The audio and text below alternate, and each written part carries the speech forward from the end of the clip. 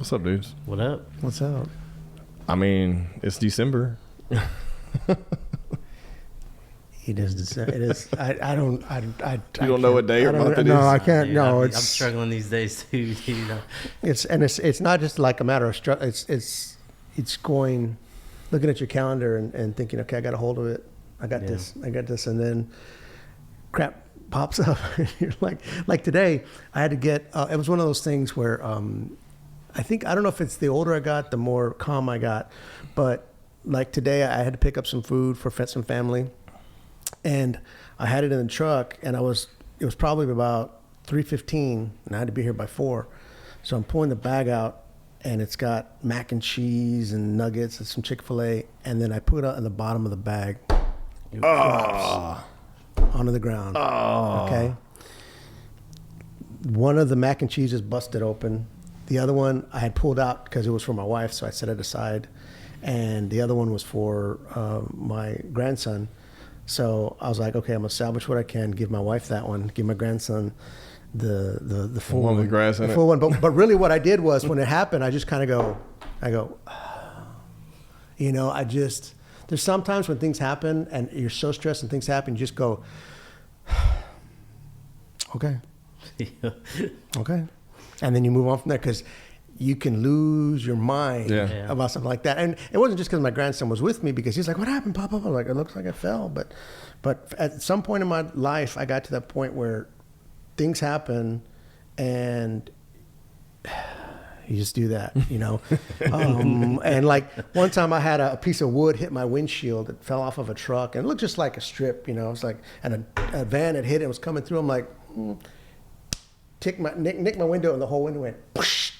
And I was like, that did not just happen. No way, that did not just happen. That did not just happen. Sure enough, it just happened. So I think, you know, and what's funny is I'll get that way, but then something small will happen. It'll just set me off, you know, like I can't reach the water that's on the floor. Yeah. I lose my mind over that, you know, but a whole plate, $40 worth of food falling on the ground. I'm like, so it's really weird for me.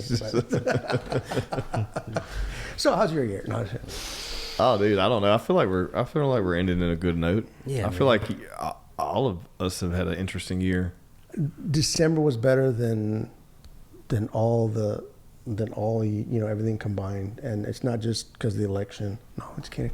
I didn't even think about that. Oh, no, shit. You know what? I was thinking about us. You know, it's funny. No, with us, yeah. But I think what's interesting is I think a lot of there's some newness coming along. Yeah. You know, like with our government and everything, whether you like them or not, there's going to be a change. Yeah. You know, and some people like change, some people don't like change. I thrive on change because it keeps things interesting. Yeah. You know, but like I did care who won, but I'm not one of those people who's like, you know, so-and-so this or that. But I do love rewatching the election results like it's a highlight reel. Not because Trump won, not because Kamala lost, but because of the news networks and how they predicted, how they were like, they were so confident. Dude, that was the funniest thing to me because it's like the audacity to say ahead of time, oh, we know this, we know that. That's what, you know, I find very, very entertaining is just seeing them go from here to, well, we won't know maybe till tomorrow. It's 10:59. What do you mean? All the states have claimed. What do you talking about? So for me, I kind of enjoyed watching that because it was like funny, you know? Oh, it was hilarious. I stayed up all the way until the victory speech. It was like 2 a.m. Granted, I was cooking that night too, so I was up anyways. But I was glued to it. I was like, this shit is so entertaining. I've never in my life watched I watched zero of it. Yeah, zero of it. Dude, I didn't have nothing else to do, and it's just I don't know. Y'all always know my stance on politics. Yeah, but I don't care. Like, but it was just one of those things where it's like, man, somebody's gonna be really happy and somebody's gonna be really mad. Yeah. And there's gonna be people that and the rest of us still gotta grind the next day. Since they shot at the motherfucker, I've been glued in. It just got interesting for me, you know. And then the way they dismissed all of it, I was just like, because and I don't know if I'll say this, like I've always said like I don't like to dabble more into politics, but to me it just feels like it's like I guess what's the way I'm trying to phrase it? Like maybe like we're more in tune with it these days because of social media. Yeah. But also, it's just gotten like so much like more intense, like crazy. It's so and polarizing. I'm like, is it because we're older now and we actually pay attention to what's going on in the world, like or was this shit really not happening when we were? Well, younger? I don't know. I think it was always happening. We just weren't aware of it, right? Because we didn't have all these outlets to see. Yeah. Like real people can have real conversations outside of these networks. Because used to, you only saw news, right? And that's the only way you got any information. Yeah. The newspaper, the TV, or like an email blast or a vlog or something. Other than that, you didn't have podcasts. Right, you didn't have short videos. You didn't have somebody catching somebody doing some shit, and then releasing it without any pretext or. Well, I remember when Reagan got elected. I mean, geez, I don't think you guys were even born then. No, was that 89? It was a long time ago. I was 89. Yeah, it was probably 89. Fact check. I think it was I think it was like 84. No, it was 80. 84, 86. It was 84, wasn't it? I mean, I think that's right. Yeah, the original. I just remember the T-shirt. Yeah. But yeah, I don't care much about it, bro. Yeah. That's just entertaining at this point. 1981 to 1989. Yeah, 1981, 89, yeah. 81. But I mean, that was one of those things, and I was a child, so I really didn't care so much. A lot of my political standing always came from conversations I would hear when I was younger of like family members, right, because I remember asking my mom one time, "What's an SOB?" And mom goes, "What? Where did you hear that?" I was like, "Well, Uncle so and so said, they need to shoot that SOB." My mom's like, "Okay, I need to have a conversation with your uncles." But I mean, and she still didn't tell me what it was. But obviously, it was something bad. But I was one of those kids that was like, if I have a question, I'm gonna ask it. Right. Until, I was told stop asking questions. let's get into these tequilas. Oh yeah, we're in the tequila talk. So actually, before we get into the ones we brought, I got you a little Christmas present here. This is a Three Amigos Organic Blanco because you're into no additive Blancos here lately, and this is Consumer Choice Award. That's all the information I have on it. But I was at Total Wine. We took the kids to Dallas a couple weeks ago for Thanksgiving, and went in there just to pick y'all up some stuff. I was like, I'm gonna go in here and just walk through real quick. Left the kids and the wife in the car. And I was like, I'm going to run in here. 30 minutes later, I'm still in there because every aisle I'm on, it's Black Friday. Every aisle I'm on, they're giving fucking tastings out. So, like, I'm tasting vodka, wine, tequila. Wasn't even trying to. So, and then, Ben, I got you. I know we've been talking about reposados lately. So, this is a tequila Monic. It's the Spirit of Mexico. I don't know anything about it either, but I do know that, like I said, these all have awards, and these were, like, highly talked about by. There was a lot of people. We should have a field trip. Yeah. I feel like we should have a field trip and do like a remote podcast and go to Total Wine, because I was on this aisle and all types of people, men, women, black, Asian, white, like they're all in this aisle and they're all talking about tequila. I was like, holy shit. And this dude comes up to me, he's like, yeah.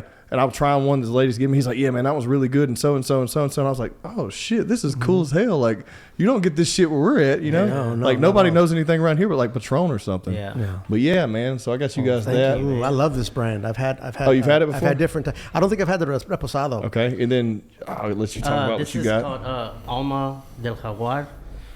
Just another thing I picked up here locally at Cuban. We actually went to Fayetteville this past weekend. Well, outside of Fayetteville, like Bentonville, Rogers, Arkansas area, just went out with the kids. And I picked up a bottle up there, and then Saturday happened, and I was tired of beer, and I cracked into the tequila.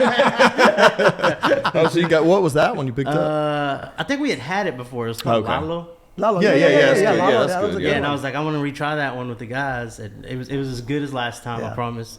But so I had to go get this at Cuban yesterday. Yeah. But I was at Total Wine, and I shout out to Michael, the guy that was working there at the time. I always have a great conversation. You always one up, man. He's like, he knows the guy's name. Well, because I also tell them, like, look, I said, we've tried these ones. I've tried that one. Tried this. I said, here's why I want to try. I said, because we do a podcast. So I want them to know, look, this is just not because we're going to sip. It's something we're going to talk about. Right. It's something we're going to enjoy. So he recommended this brand. He said, have you tried this? Yes. Have you tried that? Yeah. Have you tried? Yeah. This is additive free. It's Aficionado is the brand, and it's añejo. Because personally, I like an añejo. It's about the same color as that. Maybe That's just a little- that's a why little when I got that Reposado, I was like, dude, this Reposado is really dark, and I was like, Yeah. let's go with the Reposado instead of the Añejo, just because I didn't really know. Yeah. No, that's fine. But he said this one's real good, so I told him I'd give it a shot, and then I always tell them too. It's and I show them I'm like, we're on Spotify, we're on this. I said, it's an action under Tequila Talk. You go to Frequency Interrupted, my buddy's podcast, and then we do a segment on it. And so I always like pull it up on my phone and then show them this is what the logo looks like and this is what that. So every time I talk to somebody there, I always mention the show, and they're always like, "Ooh, I love podcasts. I want to watch it," and stuff like that. So. Thank you, Michael. Nice, shameless plug. I didn't even tell them. There was too many people. I mean, I was just wowed on how many people. Well, I want them to know if it sucks, I'm going to tell them that you recommend one that sucks. Right. And then I got another one while I was there, and I actually cracked that one that night and had a little bit of it. But honestly, guys, I don't remember if it was good or not because I'd already been drinking. So it's a Luna de Jalisco. I don't think we've had this one either. It's I've additive. never seen that one. All these are additive free. All of them come from Total Wine and More. And that one's a Blanco too. So I figure we'll run a gambit today. So we do that one first. Hey Josh, you still have corkscrews in there, bro? I think it's in the bar. I'm sure. I didn't realize we had one with the cork. Never mind, we're good. Yeah, I think Jose got that grip. Well, it's a little wet, so I think Got you. it slides out easier. That's right. Well, what do we want to start Sorry, with? children. I got you a let's glass. do this one. Let's try with this. Let's try. Yeah. I guess, yeah. Ooh, kidney stones. Oh, that's good though. It helps them. The acidity in it breaks them down. Yeah, dude. I've had them before too. Me too. Nah, man, I don't know if this thing's out of my No, I need him to show up tomorrow and the next day. So we got a big week ahead of us. Yeah. Week. It's only Wednesday. Dude, it's every day for us till the 26th. So we got a big month ahead of us. But thank God we're making money. Yeah, exactly. Yep, there you go. Oh, man. Very Cristo. Well, how's the transition to business to ownership full time going, Jose? Dude, it's been great, honestly. Like just being able to just to be able to have the time to put in effort towards things. And even now, like I find myself pretty busy sometimes. Cheers. And it's like, dude, how did I do this before? Like when did You I ignored all the things that you couldn't do. And Right, man, that shit's good. Oh, I like that. It's good, man. It's wet. I like that. That's nice. Yeah, That is nice. That's a nice Blanco. See, I had it the other night, but like I said, I do not remember. Ooh. Not that I was inebriated. I just wasn't. I had drank like some cocktails, and I just wasn't paying attention. Like wasn't enjoying it like It this. happens. Yeah, it goes down easy. Yeah, Cheryl was like, you need to eat something before you go drink. I'm like, why? That's my favorite time to drink. Dude, what are you talking about? I ate a bunch because I was scared. I've been a lightweight here lately. I was like, it's been crazy, like sleep deprivation the past couple of days. I'm like, I ate like 10 ounces of meat. No, I ate like 16 ounces of meat. So I should be okay. We'll see. And it's not smoky. No. I've tasted some lately. I've tasted some that are very smoky as far as for Blancos. It's a level flavor. I don't really know how to describe it. It's very warm. Do you want to run it right back to these other Blancos? I feel like we might need to because I want to compare it now. Because honestly, I haven't had a Blanco. I don't ever have Blanco straight up unless we're doing this. Yeah. Yeah, I mean, even then, it's like even when I buy them at home, I mean, I still mix them. Me too. I don't, yeah. and I don't get to enjoy it. That's why I was like, we were there and we had staying at the resort, and they had a phenomenal cocktails there, and I was drinking. They're like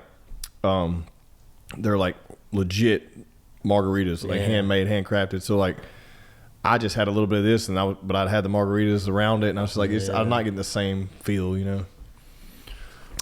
Oh yeah, it's good. I like this. Does it have a little fruity flavor too? Yeah, at the front. Yes. Just like a little, little bit of a fruity. Then it gets it gets a warm. bite at the end. Yeah, a little bit peppery. Well, we'll talk about it. Excuse me. Our tequila's crafted from estate farmed agaves grown alongside vibrant fruit orchards in the highlands of Los Altos de Jalisco. These agaves are harvested at peak maturity and meticulously slow cooked to unlock their rich flavors of sweet honey. That's what you're getting, a little honey there. Yeah, a little honey and sweetness. After the cooking process, the agave undergoes natural fermentation with wild yeast from the surrounding orchards, enriching the tequila with fruitiness and a hint of spice. The tequila then undergoes a careful double distillation and traditional pot stills, delivering its fresh flavor to every bottle of Luna de Jalisco. Yeah. So isn't that funny how like you're trying to describe it, and then you read it and you're like, Okay, I get that it. shit doesn't happen much with these. Typically, it's kind of vague. Yeah. That was pretty on the fucking nose. Unless it has had additives, and we're like, okay, I totally take it. Right. But this is like on the nose. Like it was like the way they described it. It felt like you never read that label, and you were already saying the same things they're saying. Yeah, some good shit. Dude, that's very good. I would recommend that. You remember how much it was?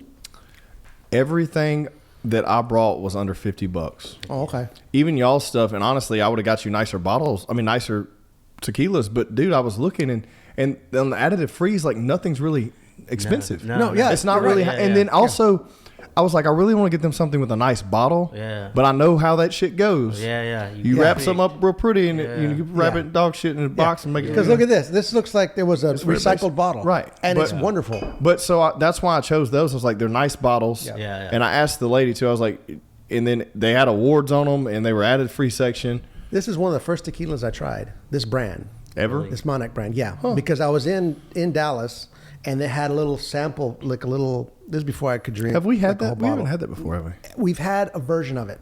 I think Okay. we've had like the silver on it. I just don't think remember that bottle, I think but I okay. brought one, either the silver or the añejo on that. Okay. But I had tried the small bottles, and they were really good. But plus, I just like the logo, and I like the quality of the bottle, and they've got a lot of awards. Yeah. And the Three Amigos is apparently a popular brand that I didn't know about, and I really don't know. Do you have your little scanner thing where we look I up feel like shit, I've man? seen that brand before. Me I don't too, think but that we- well, I remember the movie. Yeah, there's so many, and that's where it's a wild thing too. Is there's so many tequilas. There and is. There is. It's It's hard to like even keep up. Like we should just start a tequila brand by now. I know. I mean, I feel like if you know the ins and outs of it, Jose, I'm down if you want to do it. Let's go. We can small batch it. We'll do a small batch once a Well, I year. see some. There's so many like American-based tequila brands now, and I think a lot of them what they do is they just kind of like the final product. Like they go in there, it's manufactured at Right. whatever. Right, and then ship it here and put your label on it. Yeah, ship it here, put your. I'm cool with label that. on it. Yeah. I'm cool with that. We go down there and say, hey, this is what we'll try all these. This one's not sold as anything. Yeah, Well, I saw I'll this- take that one. There's this one, and it keeps popping up on like, of course, like the algorithms, and it's called like Lowe's Sundays. Have you seen that one? We've had it. We have. Yes. We've had the Sundays, remember? Yeah. Actually, you gave me a bottle of the Sundays. Oh, so But we haven't didn't- had we it. haven't had it on the show. Okay, Was it good? excuse me. Yeah, it was actually pretty good. Yeah. I just like I see how their branding is like on point. Like they got Okay. like that. They had like this camo shirt, and it's on the back. It says like tequila and country music, and like I was like, is this a shirt company? What the fuck is this? And like I clicked on it. I was like, no, it's a tequila company. Yeah, no, I knew I'd remember the brand. I guess I don't actually have it. Hacienda Capalaña. So they do Oler, Amero, Aberabello, Calle 23. Yeah, they do quite a bit. Fascinación, La Esperanza, Pencorrea. Yeah, I feel like they all. But I do. don't see, but here's the deal. I don't see any brands that I recognize. Yeah, like big brands. Yeah, so that's kind of one of those things where you go, oh, okay, so they're a distributor, they're probably a farm or a thing, and then all these other companies will buy their batch, put it in their bottle, Yeah. brand it in their bottle, and then do it that That's way. what's then gotten crazy about the whole thing is it's like, dude, this shit changes hands so much. Like, I don't know. It is cool though. I still think we need to go back to some tears. We got to run back some tears. Yeah, dude. I need to. I think that bottle's still at home. I almost bought. It's not empty? Nah. Oh, bro. We It's a gotta special get it. occasion. Yeah, I'll bring it up here for. I don't know. Nah, dude. We'll just get another bottle of that, man. We ever do gotta like an get- anniversary episode or. Well, anything what we like need to that. do is get the bottle and then contact the distributor. Yeah, because the distiller. Well, he said he would love to talk to us. Yeah, so that'd be I think I'll just reconnect with that. Yeah, do that because. All right, which one do you want to run next? And shout out to Cuban too, and Grant, if you're listening, you support this podcast, and I appreciate you. And we got one bottle here from you, and then on next show it's going to be all Cuban. So I just had to take an opportunity to grab some stuff for these guys while do we're this out one? of town. Amigos? Okay. You go ahead first. Let me. Okay. Dude, I'm As a palate? gonna have to go smaller. Shit, Yeah, I did a heavy pour on that. me too. Well, I got excited. Yeah. You know, I got A smaller glass there for that. like that's gonna help. You're just gonna fill that up. It still feels like I had more. Yeah, I just got excited there for a second. Well, so I had while we're doing this, so like I had a podcast. You still have some left of the other? Yeah. Oh, yeah, here. Well, let's finish that off. I had a podcast I shot last night with Tim Paul, and you know Tim. Jose, you've never met him, but he's the area regional executive director. Basically, he's over all of the BNI networking groups in the state of Louisiana and Mississippi. He owns the franchise. Okay. Great guy. Ben and I have known like him. a good many years. Well, he brought a bottle, and if he's listening to this, I thought he was going to leave it here, right. but he's like, I'm going to bring. He's a bourbon guy. Oh, okay. He's like, I'm going to bring you something, and I guess he listened a couple episodes just to know what he was getting into because he'd been on the podcast before during COVID. But that's okay. I remember. We've transformed a lot since then. Yeah. We came on last night, and he shows up with a bottle of Centenario. His wife bought it when she was in Mexico, so I put that bottle right next to the other bottle after the podcast and was looking. It tasted entirely different, better. Oh, okay. And so I actually got to have it last night on that okay. show. We had one glass of that, and then we got to talking about the Louisiana, and I gave him some of that Noel from the local stuff. But yeah, it was phenomenal. But I was showing him afterwards. I was like, look, it's two completely different batches here. Like this is batched up, and it had the different distributor out of Mexico, and it had the U.S. customs label on it. Oh, okay. So it was really cool how they were exactly the same, but the top was different. It had like that little spigot thing. It had the spigot in it. Yeah. And it still was a cork, but it looked like it was a screw on, but it was a plastic cork, had the spigot, and then it had a different like batch label. Yeah. Completely different. Yeah. And that's what you grew up drinking, huh? Yeah. That's all I knew. I mean, and it's kind of like when my dad brought us that Los Abuelos, which is Fortaleza, and it's the same thing. But it's so you're the one that likes Centenario so much. Yeah, I was thinking it was Ben. my favorite. That was my mix-up. Yeah, that was no, my I mix-up. do like Centenario. Well, I think when I'm here and you have some. You got to liking it after you had it here, though. Yeah. That's right. That's right. That's the one that he didn't come But to. that's The first the time I tasted it was the one he didn't come to. That's right. That's what it was. Dude, I'm so bad because we've done this so much, and half the time we're half lit, So, but it was really cool. It was cool. I was like, I got to tell the guys about this shit, and I thought he was going to leave it, and he took it with him. I was hoping we get to try it, but dude, I'm not hating on him. That's his, and his wife bought it for him. Yeah, no, and I'm just glad he great. shared it with me. Yeah, no, and I got to experience the difference there. But I had stuff to do last night. Honestly, I would have sit there with him and tried it versus the other one and all that. I was like, dude, we got to get out of here. All right, so let me get into this Three Amigos. Yeah. I hadn't even poured mine yet, but y'all go ahead. I haven't even. I'm gonna go light on that one. We got one more bottle than we normally have. Holy shit. 2 more bottles than we normally have. We normally just roll 3. We're rolling 5. Is it rough? It's unique. I don't like that sound. It's not bad. I can already smell. It smells like moonshine or something. No, that was from the last one. I'll tell you the flavors that I got after you taste it. You tell me if I'm right or wrong. I taste pine. Jose, I'm sorry for that. Oh, no, it's good. Kind of a greeny pine. I feel like I'm not going to give gifts anymore until after I try them. No, it's strong in the front. It's not a complete all the way through like this one was. Yeah, We're talking about not as smooth. We're talking about Three Amigos right now. If you're not watching, you're getting a lot more like prominent, like you said, pine. It is smooth though, kind of earthy. Very green. It was maybe the agave was green. Green, it was that's very the green. word. It scared me. It scared me at first. Yeah. No, when you said that, made that face, I was like, oh shit.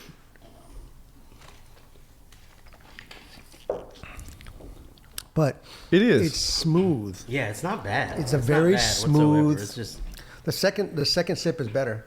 Hey Josh, it's like the second golfer. Josh, hey, can you come up in here if you don't mind and look up Three Amigos? I want some info on this. I feel like we need to start being better about getting some info on these things. But y'all know, like, have you ever noticed, like, as we go, like, we've drank so many, like, even just, y'all know I'm a Blanco guy. And I just, because I feel, like I've said before, I feel like that's the true essence of what they intended it to be. And I might be wrong for that. I'm sure maybe there's guys out there that are like, no, my shit's going in a barrel, and that's how it's going to taste. But it's like how diverse, like, one Blanco could be from another. At the end of the day, it's like, they're all using, like, the distilling process is kind of, in essence, the same, right? They're all in the same area, but that they can, I think a lot of it has to do with, the pots that they use. Yep. The metal content in the pots, the copper content in the pots. I think Is there a description the up there? fire source can be different Yeah, too. especially the smoky. Yeah. Because certain woods put off a different of course. flavor smoke. Yeah. And so And you never these big guys. I mean, they're probably using like electric powered.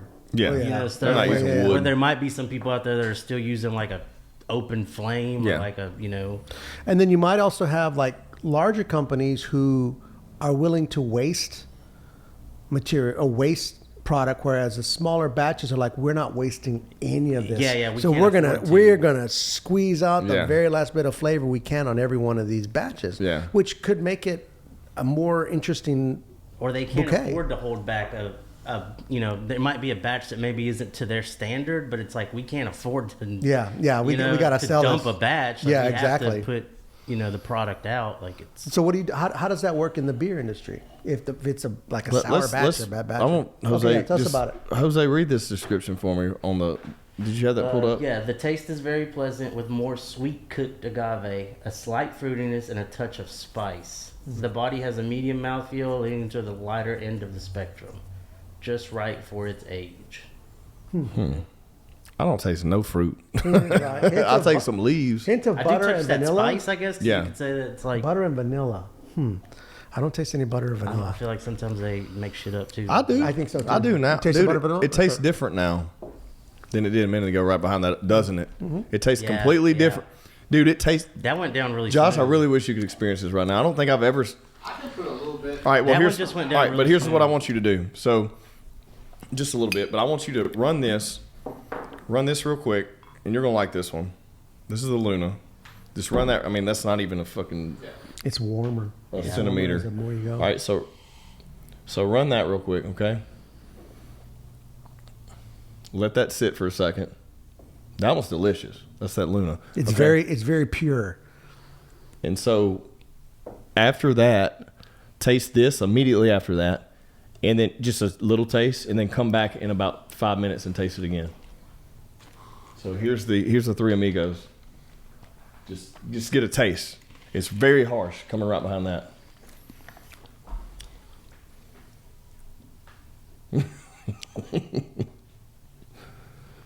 Yeah. All right, now That's like every clear. I know. Now sit it there and come back to it in like 2 minutes. Yeah. Dude, I swear to God, And it's completely warmer. different. It's a definitely a warmer. That's crazy. Smoother. I don't think we've flavor. ever had that happen. No. We've had some, like, drink it again. It tasted different, but Well, that was a complete. And here's the deal too. We've had it breathing because before it was closed. Yeah, but we just poured it. We didn't. No. We Our we first had it sip, breathing. We had Yeah, it breathing. yeah, yeah, you had yeah, it breathing yeah, inside yeah. your, inside your Yeah. cup. Yeah. Yeah, you're right. Got a little more oxygen in it. Activated some different flavors, I guess. Yeah. So I'm not going to, but I've dabbled with the thought of trying bourbons, because they're very close. They're very close to añejo, because they're aged for so long in barrels and stuff like that. Because like with tequila, it's all about flavor.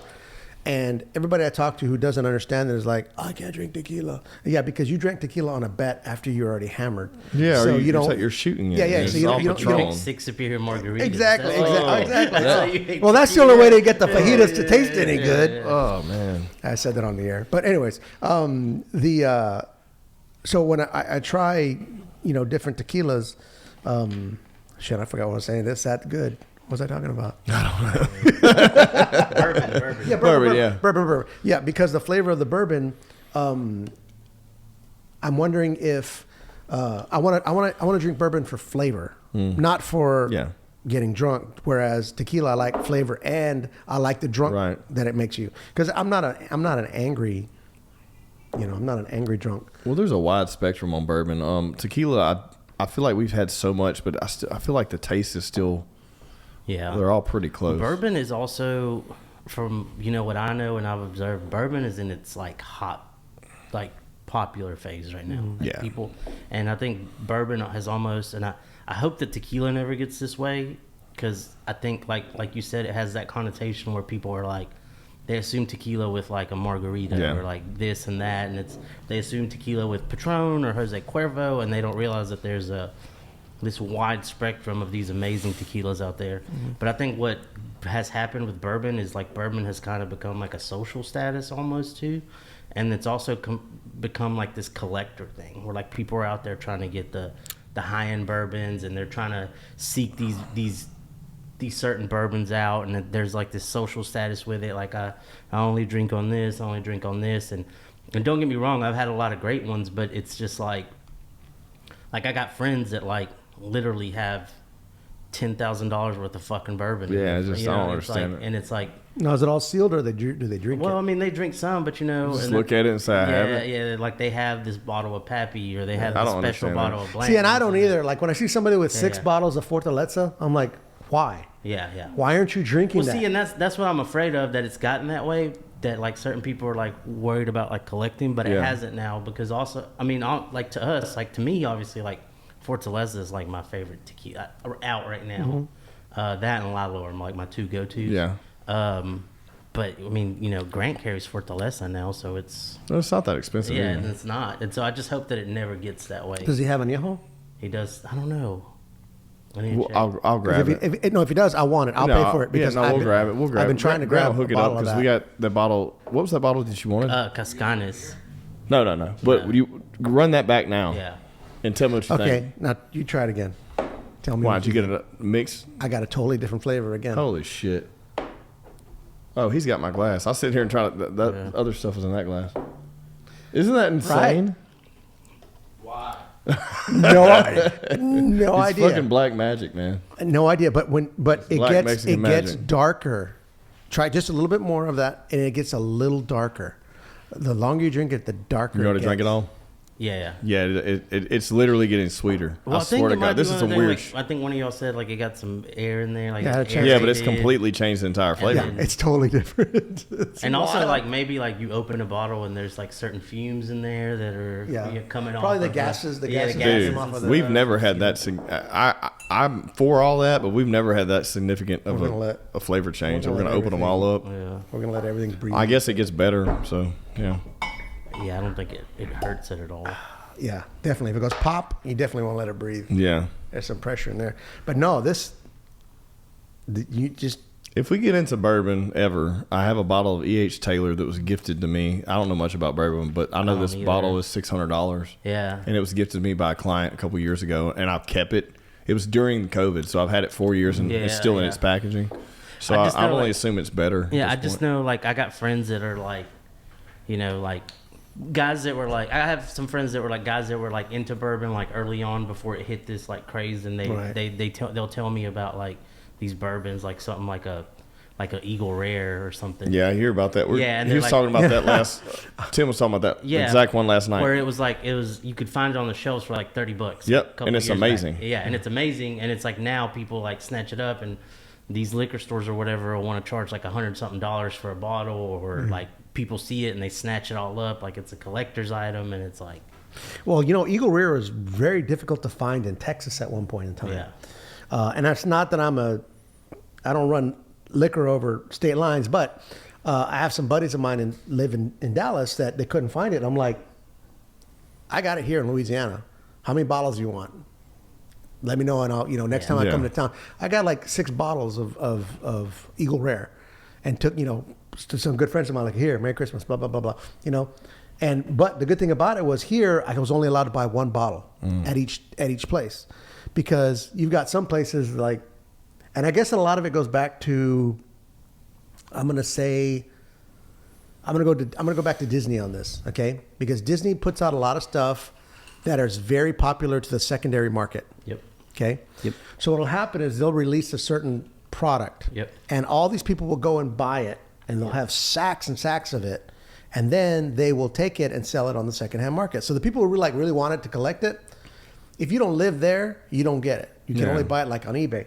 So one year during Christmas, we went to the Not So Scary Halloween party, and my wife wanted an ornament for the thing, and we looked at every one of the stores. We couldn't find one of them. Couldn't find it. It was all sold out. luckily, a very good friend of mine was executive vice president of Walt Disney World. So I sent him a message. I said, hey, look, we were there. We tried to find this. Oh, he was retired, but his son was vice president of Magic Kingdom at the time. I said, we couldn't find it. So we really tried, possibly in the future, you can limit the amount of that people can buy. So he sent a message to his son. A week later, we got an ornament, from him. But my son said, you know what, Dad? He goes, what they should do is, because you have magic bands that you wear, he goes, what they should do is attach, your magic band to the purchase, and you can only buy like 2 at a time, so they can kind of keep track of everything that you're doing. So I'm like, it's a very good idea. It's a very good idea that you do stuff like that. And I don't know if it inaccurately inflates the value of something when people do that, when they just go buy it all up and then sell it in the secondary market. It creates this, the secondary markets for a lot of stuff, and I'm guilty of it too. Like I'm big into like sneakers. Like that's one of my things that I collect is like sneakers, and it's rampant in there. Oh, it's like, insane right now with that. Where like people are like, and it's like Jordan will release like a fucking, I don't know, a new Jordan 13 or 11 or something, and it's just a different color, and you're never gonna wear it. You can't possibly wear that fucking color with anything, and but people lose their minds, right? And they go for it, and then it's about the resale, and it's the same. Like right now, I think like the Travis Scott's, like they did like the Nike collab, like that's the big one. Every time he releases, like everybody jumps on this fucking website, and people use bots and all this other shit trying to get that shoe. But it's a $200 retail shoe, and they're reselling the shit for like $2,000. It was like that when like Yeezys were like the big thing. Yeah. Like people jumping on there, people using bots, and like all this other shit. And it got to the point where it like drove me so fucking wild, because I was like, I will never buy something on resale market. But now it's kind of more inflated, where like Nike puts out a fucking 3 or 4 or 5 different pair of Jordans every dude. So Friday. I'm different on the shoe thing. I know there's a market for that. I was doing like the UFC cards because I'm like, I know these people, I can get them to sign them, and it's cool. It got cool for a little while, but I still have a bunch. But it's like, I think it goes up and down just like any other trading card thing. But I've been buying shoes on eBay here lately, and dude, I ain't gonna lie, like there may not be a hot style, but I'm finding shoes that are retro. For my cap on a shoe is $35. And I've gotten 4 pair recently. Okay, so they're fucking new. That brings me to a question. Because they're not that hot sought after product. Yeah. So I've just been snatching them up. I got like a 2009 version Air Max the other day. I wore it. I got it for $30. I'm like, I'm never buying a fucking $100 pair of shoes ever again. Yeah, well, it's like it's that shoe market. Like it does that because like people will flake out sometimes, or they think like this is gonna be the shoe that's gonna be the next big thing, and they'll buy something, and then that fucking everybody's like, I don't want that fucking shoe. Well, I don't care. End up, like, losing money. I don't care nothing about it. I'll sit there and I'll put an offer in. They'll have them. I'll set my little thing for like $80, and I'll sit there and offer them $35, and that's my limit. Because I know plus shipping is like $15, so like I'm not spending ever over $50 for shoes. And so, dude, I've gotten these Metcon Frees I wear religiously for CrossFit. I've got like 4 pair of these for like $50 a pop. I've gotten these just knockoff Air Maxes that never took off. I've gotten a couple of those. I'm like, whatever. So what are your guilty collection pleasures? I don't have any. I don't really collect anything anymore. Oh, besides shoes. I mean, I don't really collect those. I've just been being a tight ass and just here recently. You use them. Well, no, I've been needing some shoes, and I was like, I need a couple different pair because I'm like, I work all the time in the public, so I'm like, this one's like blue and red. I can't wear that with black, So I got a couple different pair now I can wear. So money, no object. What would you collect if you could? Cars. Yeah. All fucking day long. Yeah. Cars. I don't, what kind? But I would. Every fucking thing. Like I want right now. No, I don't care. Right now, I want an Excursion. I want a 55 Chevy pickup. I want a 1970 Chevelle. I'd really like an Impala would be cool. I don't really have to have one. I would love another Bronco like what I had in high school. Like I can keep going, and I don't give a shit about brand, purism, nothing like that. Like all day long. If I had unlimited funds, I would have too many. I would be like Jay Leno. I would just have fucking alt or like what's his name? Fluffy. Yeah, Fluffy, I have all the VWs. Yeah, like all the VW. But I would have just whatever. What about you? Well, my guilty pleasure is shoes. Like I do collect a lot of shoes, and my wife, like she will tell you, it's a fucking issue. But because she'll be like, "There's boxes out here," and it's just like, But I did get, and so I got in. Are you gonna sell them, or I just like having them. Because see, I'm the guy that I like the flip game. No, that's the only reason why I got in the cards. Dude, obviously, I think it's a guilty pressure because like half of them I don't even wear. Oh man, no. Like I got shit. Like I'm. We need to come have a closet clean out at Jose's. I have a closet that is just boxes of unworn shoes. No. But it's I don't know what it is, dude. It's something with. I think I have an idea. But I think it's just like me just justifying it to myself. Like when I was little, I wasn't the kid that got the name brand shoes. So when I was finally able to get them, it's just like I stuck to that. Okay, let's expand on that. Okay, let's expand on the. Well, hold on. Tell us what yours is first. No. let's expand on the. I couldn't when I was, but now I can. Yeah. So I'm going to. Yeah. Because that covers a plethora of things, like eating out. Going to restaurants. When I was a kid, we never ate out. So all I want to do when I get an opportunity, I want to go out. That's probably why I eat out a lot. Oh, really? I like to go out once a week for sure. Like my wife's like, I'm like, yeah, we're going. You know, okay. I have a very good friend of mine who's been married probably 50 years. I'm sorry, he's probably less than 50. But he said when I got married, one thing that my wife and I always said is we go on a date once a week, no matter what. He's like 60 something now. He's a multi millionaire. And we were in Dallas one weekend. He goes, I can meet you on this day. He goes, but I can't on this day because my wife and I are going out to dinner because that's what we do every week. And I'm like, that's awesome. Because do you go out once a week with your wife? We should, but we don't. Do you? Yeah, but I mean. Without the kids? Like, do you have a date night? No, we go out once a week, sometimes with the kids, sometimes without. Last week we went out one night without. Yeah. And then we got with Peanut and ended up being a late ass night. And I don't like doing that because that happens sometimes. But last night we went out with the kids. So once a week we go out either with the kids or without. At least once a month we go out. But do you have a date night? Yeah, at least once a month. You have once a month. Okay. Do you guys have a dude? I'll be honest. Sadly, like we haven't, and we should. But I think it's just like because I've been so wrapped up in business. And I'll say this: like one of the beauties of like now that this is my full-time thing, that like I value those moments even more. But it's not like I'm disregarding my wife. Like I know that we need those. We need that alone time. We need those date nights, and we've talked about it. But she's also in school, so it's kind of like we're still finding a balance. Right. But we do go out to eat as a family a lot more because I value like that, like me, her, and the kids. Right. Because that wasn't happening at all for like the past year, right? So now, like, if it's like a Monday night or a Tuesday night, and I say those are the nights because, Zoe, my daughter, works for us at the Tap, so she works most of the weekend, so she doesn't work Monday or Tuesday usually. So those are my nights where I'm like, I need to take the whole family out to eat. Right. But I do need to make some time for, like, just me and my wife. And we talk about it, but it's just, I think we both spend certain time away from the kids sometimes that now just, like, the whole family being together is just as valuable as, like, me and her spending all the time. Yeah, man. I think you got to have both. Yeah. I think you got to have both. We've been doing it here recently because we're so fucking busy. We're literally working every goddamn day. Yeah. And it's like together but also separate because we got multiple businesses. Right. And so we could be working all day together and still never really get to have any time together. See, and that's interesting that you say that. Because you've been there. When my wife and I didn't work together, when I was working on the golf courses, every Thursday I'd be like, where you want to go? Yeah. Let's go out to eat. And we had children at the house. Yeah. But I'm like, let's go out, let's have a date night, because we didn't work together. We didn't see each other. But then when we started working together again, it was like romance went out the window. It's like, screw that. What do you want for dinner? We're going to do this because we got so much stuff to do. And we see each other all day long. And if we go out to eat, all we're going to talk about is what we do all day long. Yeah. So, so working together, I would say you should probably do it more. But back to you. I think it's very good that even though you see each other all day and work together, now when you go out to eat, do you talk about? She tries to. She's a year into this. She's new. I've been doing this for 10 years. So like, I know I can shut it off at least for a second to hang out. But so I have to let her kind of say what she wants to say about that stuff, and I'm like, okay, now let's just chill.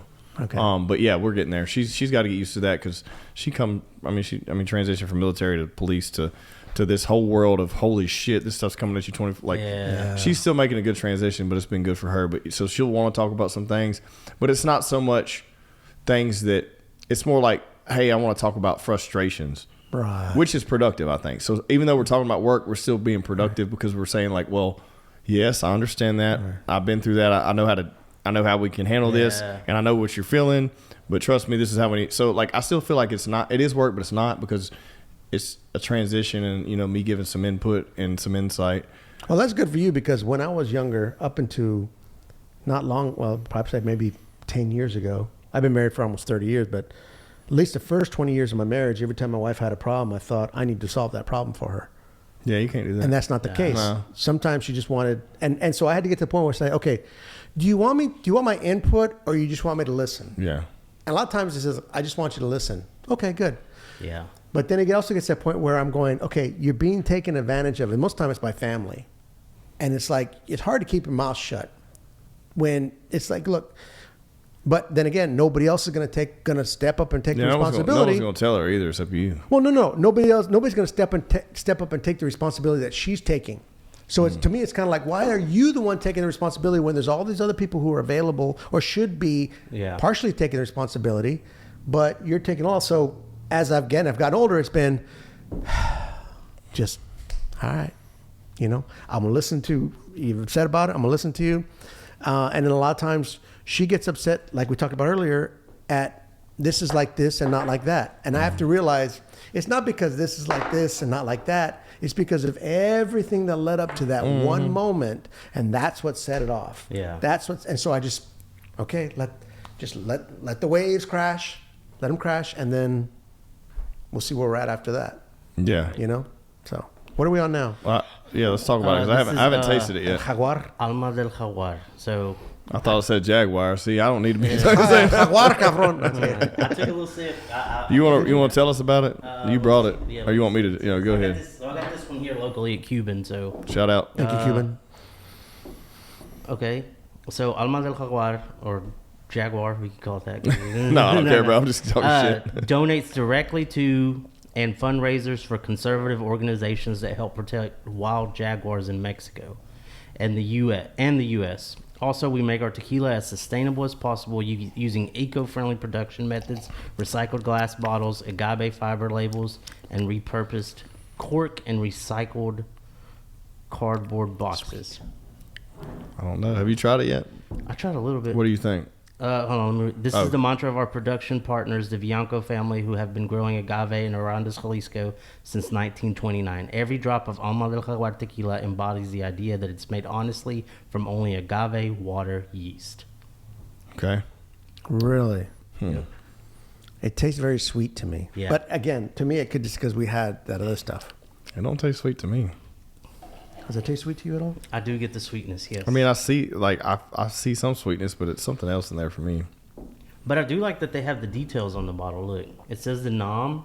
It gives you the agave source, the cooking method, stone and brick ovens. See, like we were talking earlier about the fire source. Yeah, because some people use steels. They use copper steels or what's that nom? What's the nom number on that one? 1414. 1414. And then it says the extraction method is roller mill. Fermentation is open air. Which I'll expand on fermentation a little bit. Please do. So, so everything requires fermentation, whether you're dealing with bourbon, beer, whiskey, whatever, right? Bread, pasta, not pasta, bread, but all that stuff. Yeah, it requires fermentation. Yeast is usually pitched. Oh, that's same distillery. That's a good same distillery. Yeah, Artenom. It's the same distillery. Yeah. So fermentation, I mean, obviously it's when yeast occurs, the yeast eats away at the sugars that are in whatever your mash is, and then that converts to alcohol.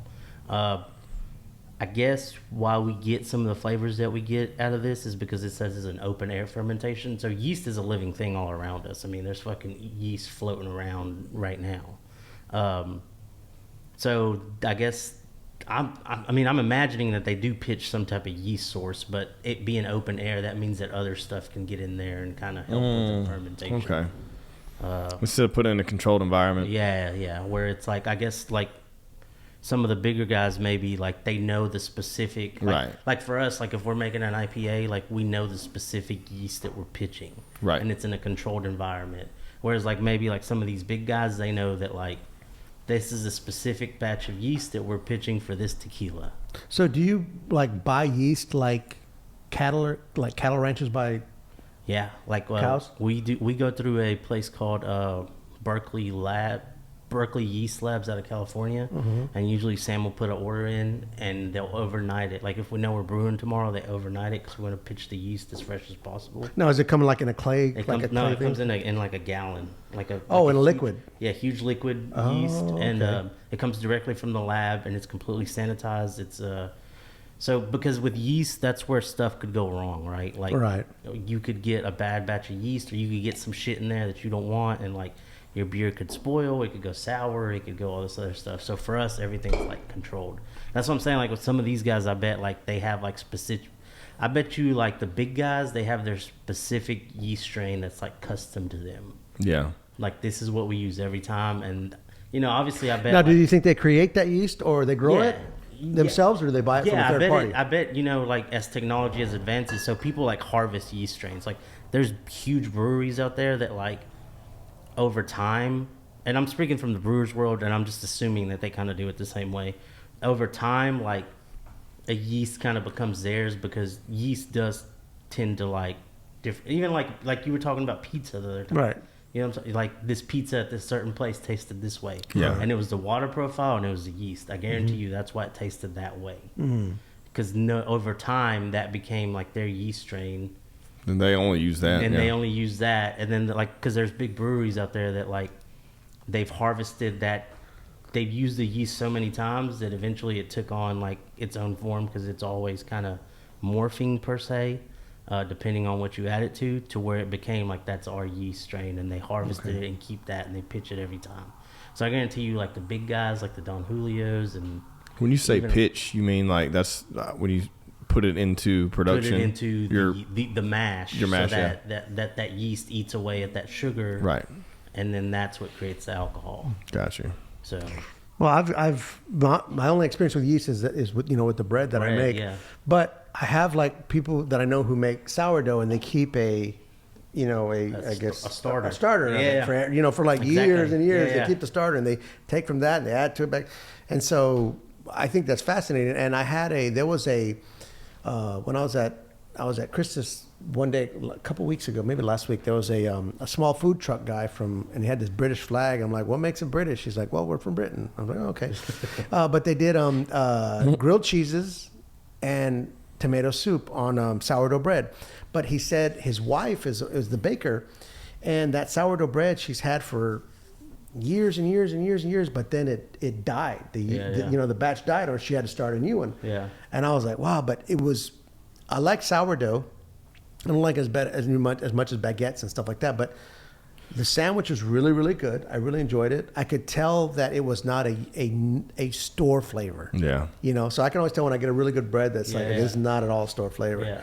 Yeah. And so when I make my bread, I just use active yeast and that, and I'll start a poolish the night before. So it's like when I bake bread, it's like an 18-hour process. I start the night before, and then I start the next day, and then do all that stuff. But the flavor of it is so good. And I just had a medical checkup not long ago, and I was talking to my doctor, and we were talking about triglycerides and all these other things like that. And he recommended a lot of really good books to me that I've been reading about, fat, the actual, fat in like beef fat. Yeah. And, I was talking to him about, I said, because I love to cook. I said, but I make my own bread. It's 3 ingredients. It's baker's flour, yeast, and water. And salt, flour ingredients, salt. And he's like, that's great. That's much better than, processed bread and stuff like that. Yeah. And we talk about proteins, and I said, well, okay, so I can cook with olive oil, right? It's like, yeah. He goes, or, beef. I like beef tallow. He's like, yeah. I'm like, cool. So I've got all these new ingredients that I'm using to cook with, because for the longest time, it's always about fats and cholesterol and stuff. Like, you got to stay away from all that stuff. Yeah, but that's coming from processed foods and all these industrial oils, and that's the problem. Like, the oils we use in food have literally used to run fucking machinery 70 years ago. And because they had to. Yeah. And then they mass produce all this shit, and then everything got back to working, and we had a full functioning society, and they have all this fucking surplus, and they're like, can we cook with this? And then guess what? Yeah. Big pharma, big fucking capital, like anything, like they put it in everything. Right. And it become a cheaper way. Like, look how expensive butter is. Oh my God. And for the longest time, everyone wanted country crock and all this bullshit. Oh, no, I don't need this margarine. vegetable. Yeah. Yeah, margarine and yeah, man, we only cook with butter. We only cook with olive oil or butter or beef Remember, I talked about that. I think a couple of episodes I talked about. Told Cheryl I said I wanted to make my own butter. Yeah, make my own cheese. He's like, why? You can just buy it at the store. This is why. Yeah. Just because it's just not good for you, man, and it's the reason why we have inflammation and in a high state, and inflammation is the reason why we have all these diseases, diabetes, hypertension, obesity, like so on and so forth. The body's inflamed because we're putting things in that wasn't meant to be. Fucking rampant, dude. So it's like one of those things is, dude, I can go on a whole fucking rant about this. You barked up the wrong tree. Well, no, because here's the thing. Here's the thing. True. Like I get it. Like I'm overweight. Like I know it, and I know why. Yeah, but you've lost some weight. Yeah, I've lost like 40 pounds. Congrats. But like your blood panel, what did your doctor say? Have you taken a blood panel and have your doctor everything was fine, right? But like I work in an environment where it's like, and honestly, I'll say this too. Genetics is a huge fucking of course. It's a huge, like people don't realize how big genetics are sometimes. Of course. But you cannot. But you can't use genetics as a crutch. Yeah, it's not an excuse. Some people have to work harder than others. Yeah. That's most. Genetics is a big thing, and I mean that from like certain things, even like from certain like diabetes, like stuff like that. Like, yes, you are up. I mean, it at the end of the day, like your father was a diabetic, your mother was a diabetic. They fed you something like that, or you come from a family that has had heart disease, that kind of stuff. It's you're what's the word I'm trying to use? It's like predisposed. Yeah, the odds are against you, right? But at the end of the day, like you're still responsible for. But are you consuming the same things they exactly, were? Exactly. Right. Like you're still responsible for the stuff, and it's like when I would go to the doctor, like everything was good, but like I was overweight. My mom's a diabetic.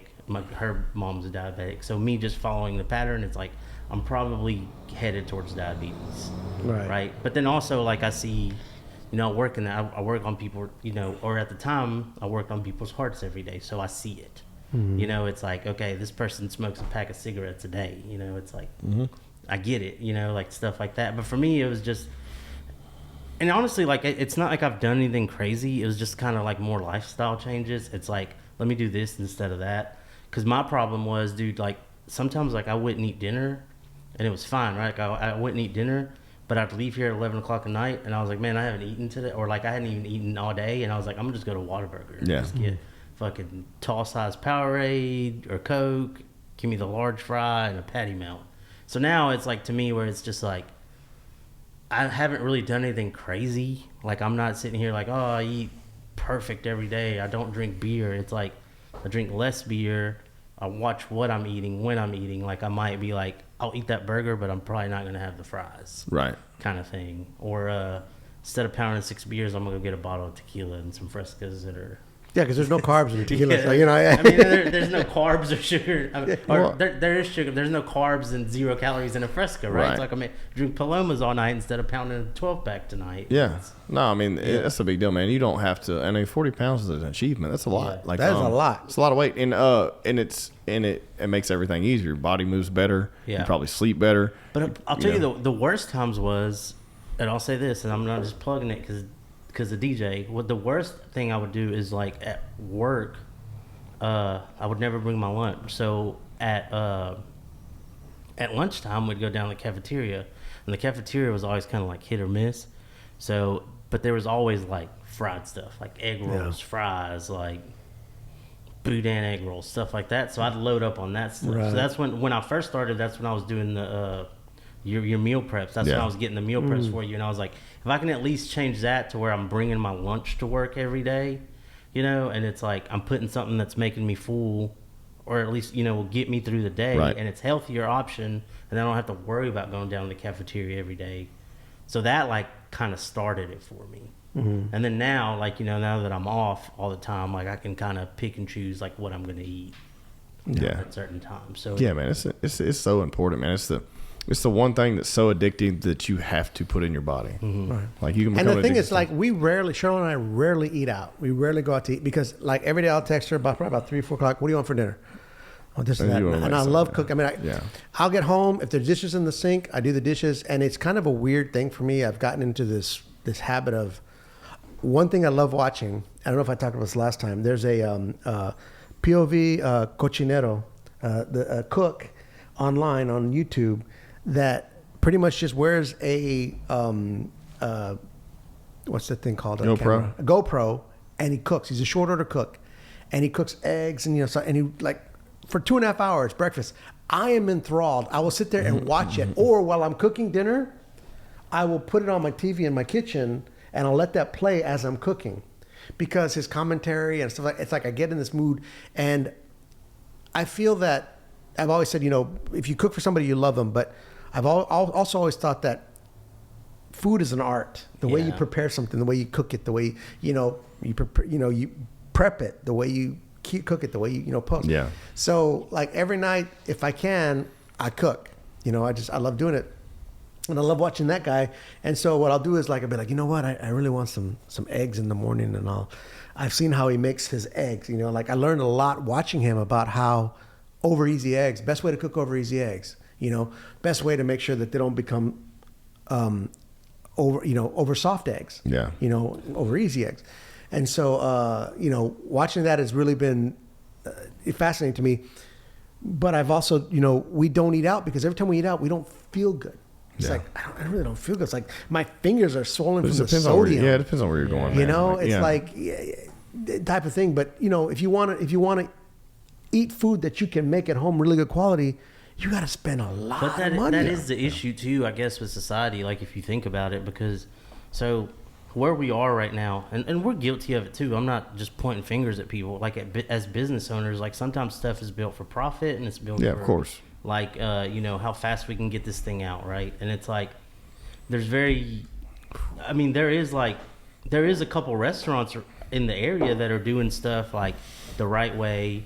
They're going through local farmers, all this other stuff, which is great. But you're gonna pay a premium also, and it's like I can't fucking afford. And then not only that, you can't. It's not sustainable to your market. Your market can't afford it either. You can't have farm to table and have craft beer and do it all as a couple for less than $100. Yeah, not in this market. In this area, you cannot. It's like, dude. I mean, honestly, like we eat Tex-Mex like once a week. Like we'll go out. That's like because San Miguel is like right by the house, so we'll go there. Well, the good thing about good thing with any of that is you can still get decent food. You put meat on a fire. Mm-hmm. You don't have to get all the other bullshit and smother it in cheese and all that. We eat Mexican once a week, and we do typically we'll do Casa Humidor because I like it. And they have a decent selection, and they have a great mixologist there. I wouldn't even call it bartender, I call it mixologist. That actually makes good cocktails. So I can have me a cocktail or two, and I can get fajitas or a decent steak. And I don't feel guilty about it. I'm not eating this shit smothered in cheese and sauces, and So for me, like it's always a safe bet to do Mexican for me. But I think it just kind of speaks to like where shit is, and it's like even like as in the business aspect, like people always been like, well, you need to push. Like I got friends that I'm not gonna name names, but I got friends that are restaurateurs, multiple, that are very like successful people, but they're very like, hey guys, like we push like local this, local that, and I was like, I support local as much as the next guy, but at the end of the day, I'm running a brewery and burger joint. And it's not speaking bad, but I think we make one of the best burgers, and if not the best burger in the area, right? You do. And it's like, guys, like y'all have to understand, like I can't make a fucking... No, you can't make it money. Yeah, a fucking burger costs me $8 to make. Like and you're charging 12. There's no money. There's no profit there because people don't realize you got overhead, you got bills, you got employees to pay, you got... It's like it's a lost leader type thing. It's kind of like the big ass chicken at Sam's Club. They take a loss on it every time they make it. But you're talking about the rotisserie? Yeah, the rotisserie chicken. But having that there creates floor traffic, creates people wanting to buy more stuff. Hey Josh, I'm gonna hit you up again, man. We need a description on this next one. That's the one that the guy recommended. This is the one Michael recommended. I'm gonna let you read about what on there, but we don't have a description. We'll see if we can get no description. We'll get the website pulled up, see if we can get on this. It's aficionado. The purest expression of tequila, naturally fermented, hecho en Mexico. And the guy said it was additive free, so It's just regular añejo, not an extra. Wow. Oh wait, it's what? It's añejo. That was it. The one. That's Yeah, it. go down. Yeah, that one right there. This one? Yeah, that one. Is that the website or is that distiller?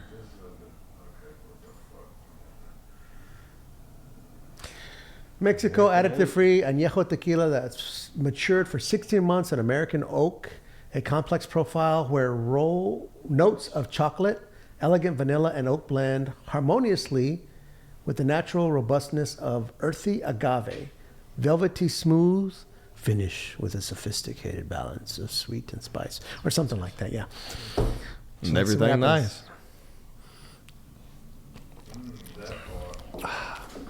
Yeah, it's good. Yeah, that's nice and sweet. It's very good. It does have a little spice. I got the spice, but it's. I got the spice at the end. Mm-mm. You should eat it or drink it with beef. It says. Oh yeah. Chocolate, salty snacks, and beef. Ooh. Food pairing. What website is this against food pairings? I like that idea.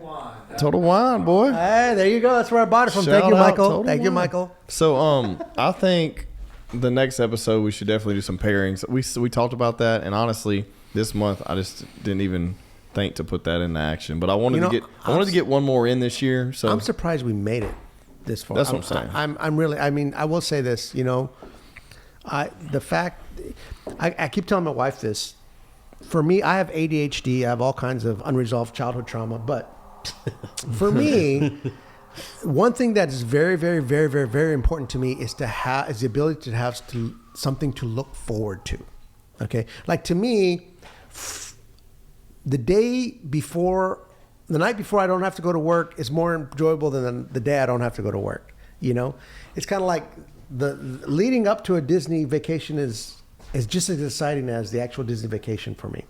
So when I used to be like that. Yeah. It's like I have to have something to look forward to. Yeah. You know, it's something that's very important to me. So where the fuck was I going? you said you were surprised we made it this long. Oh yeah. Because I keep telling my wife January 1st. Actually, just midnight on December 31st, we're done with the previous transition. thing. The previous, yeah. So, and the thing about it is, she's not only dealing with that, she's dealing with family members who are in assisted living, special needs family members, regular life. You know, balancing checkbooks, your own checkbooks, your special needs person checkbook, your in the assisted living check. She's a lot of things going on, and so I keep trying to go. Okay, for me, it's always the light at the end of the tunnel. There is a light at the end of the tunnel. You know, I'm really looking forward to 2025 because it's going to be what you took in with you in the beginning of 2024. It's not coming with you in 2025. You know, all the problems and lately as things have come by, it's been kind of like, you know what? Sorry, we can't help you. Because as service people, we always like to we never want to say, I'm sorry, I can't help you. We always want to say, let me see what I can do. Let me see if I can do this. Let me see. People are calling the old business going, can we do this? And in the past we did, but Cheryl's going, no, we can't. Sorry, Yeah. we can't do that anymore. And even me, I'm looking at the calendar going, you've got this much time to get this stuff done. I can't help you because I'm not with you anymore. Yeah, you have a new obligation. You know, I've got my own thing. So, you know, but when I come home, there's still my bride who's stressing about all these things. So to me, like I said, first thing I want to do is solve the problem for her. I don't need to solve the problem for her. I can't solve the problem for her. So all I can do is say, what can I do to help? Yeah. How can I help you with this? Okay. If you can help me, you can take this pile and move it there. Take this. Okay, fine. I didn't change the world or create a solution for you, but I helped you when you needed me to help you. And sometimes that's all you can do is just help a person when they need help. Yeah. Yeah. I mean, it's important, man. I think I agree with that. I think like this year has kind of taught me a lot to like put myself first as opposed to, and I don't mean that in the sense of like my family or like my business partners, but over a lot of things and or people also where it's like, I think at times like I invested too much time and effort into certain things that maybe didn't add value to me. Not just, and I don't mean that in the like business sense, just in just the literal sense. Like sometimes it's like, yeah, we could still like we're cool, we're friends, this is this, but like it has to be like a, you know, or 50-50 partnership, or either like it may not be that, like it there, but there just has to be understanding. Like you might not see me in 3 months, but don't hold that against me, because I'm out here grinding, I'm doing what I'm supposed to do for me and my family, and that's where my effort and time needs to be constricted.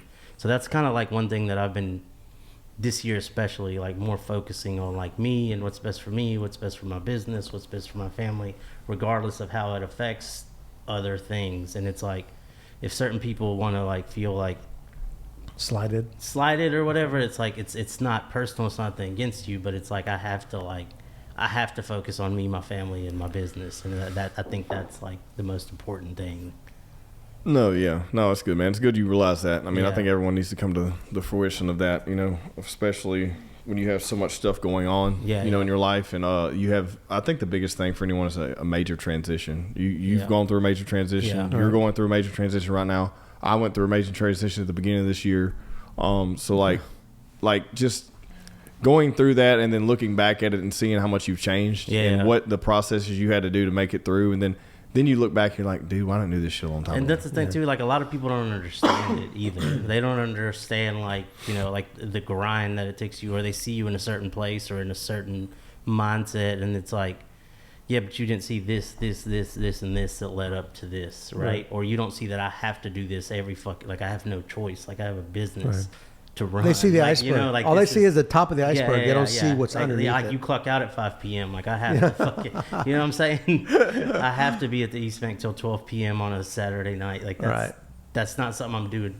I mean, I am doing it by choice because I chose this, right? But it's like, you know, like it's the busiest night. Yeah. You got to be here. It's one of those things that you can't, you got to be here until you don't have to be. Yeah, and that takes a while. But I think sometimes it's not even like on people or certain things. It's sometimes just knowing that like that situation or that person or this is going to put you in an energy that's like not good for yourself, right? Like where it's nothing that they're doing wrong, but it's like they're doing, or it's nothing that situation or that place is doing wrong. It's just that like those things put you in a certain mindset that is not productive to what you're trying to accomplish. Yeah.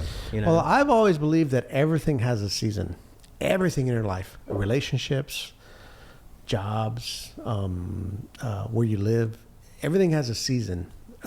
If you're lucky, you hit it on the right season, like your season of starting this new business. You know, sometimes you can be comfortable for too long, and that season lasts longer than it should.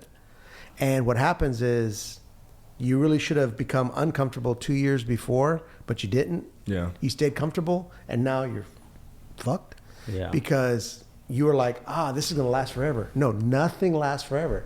You know, death and taxes is the only thing that lasts forever. But, you know, it's kind of like, I know I've talked about this before, but I always love the saying, when a person is upset, the saying of, things won't always be this bad. Yeah.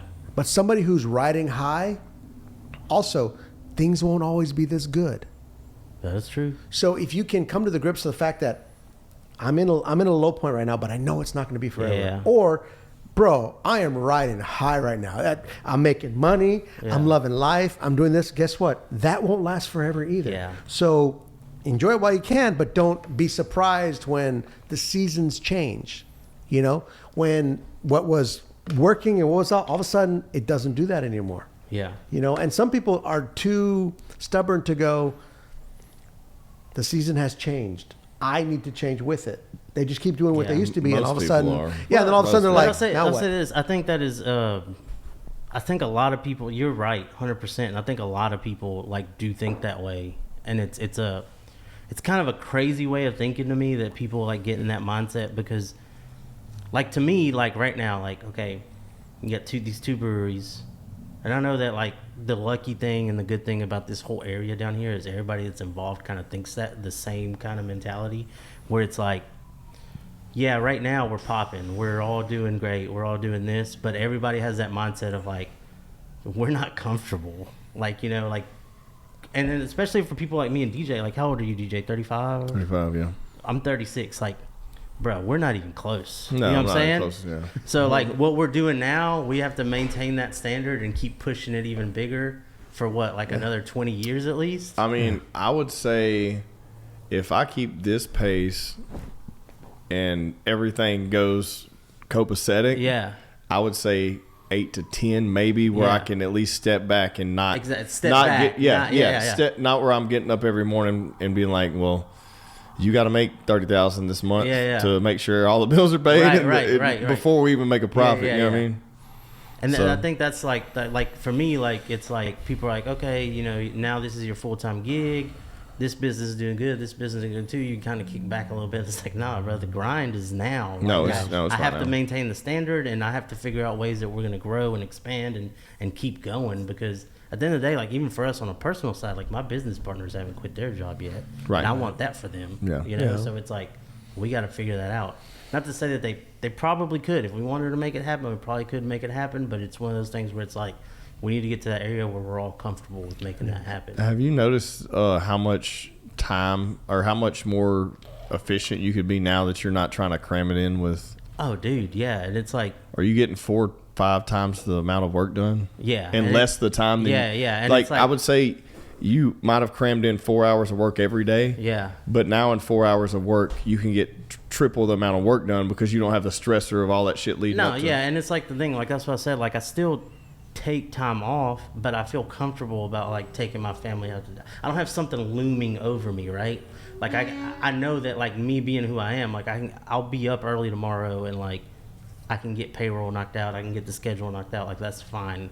Whereas before it was like, well shit, tomorrow I gotta work, oh shit, I'm on call, oh shit, like when the fuck am I gonna get this done? Like, and I have to get it done. So I'm so happy for both of y'all. I'm happy because we've talked about more of your stuff on the podcast. We were telling him he just needs to quit his job like what, 6-8 months ago. Yeah. And been telling you for 2 years. But you know what? But I will say this, ethnically.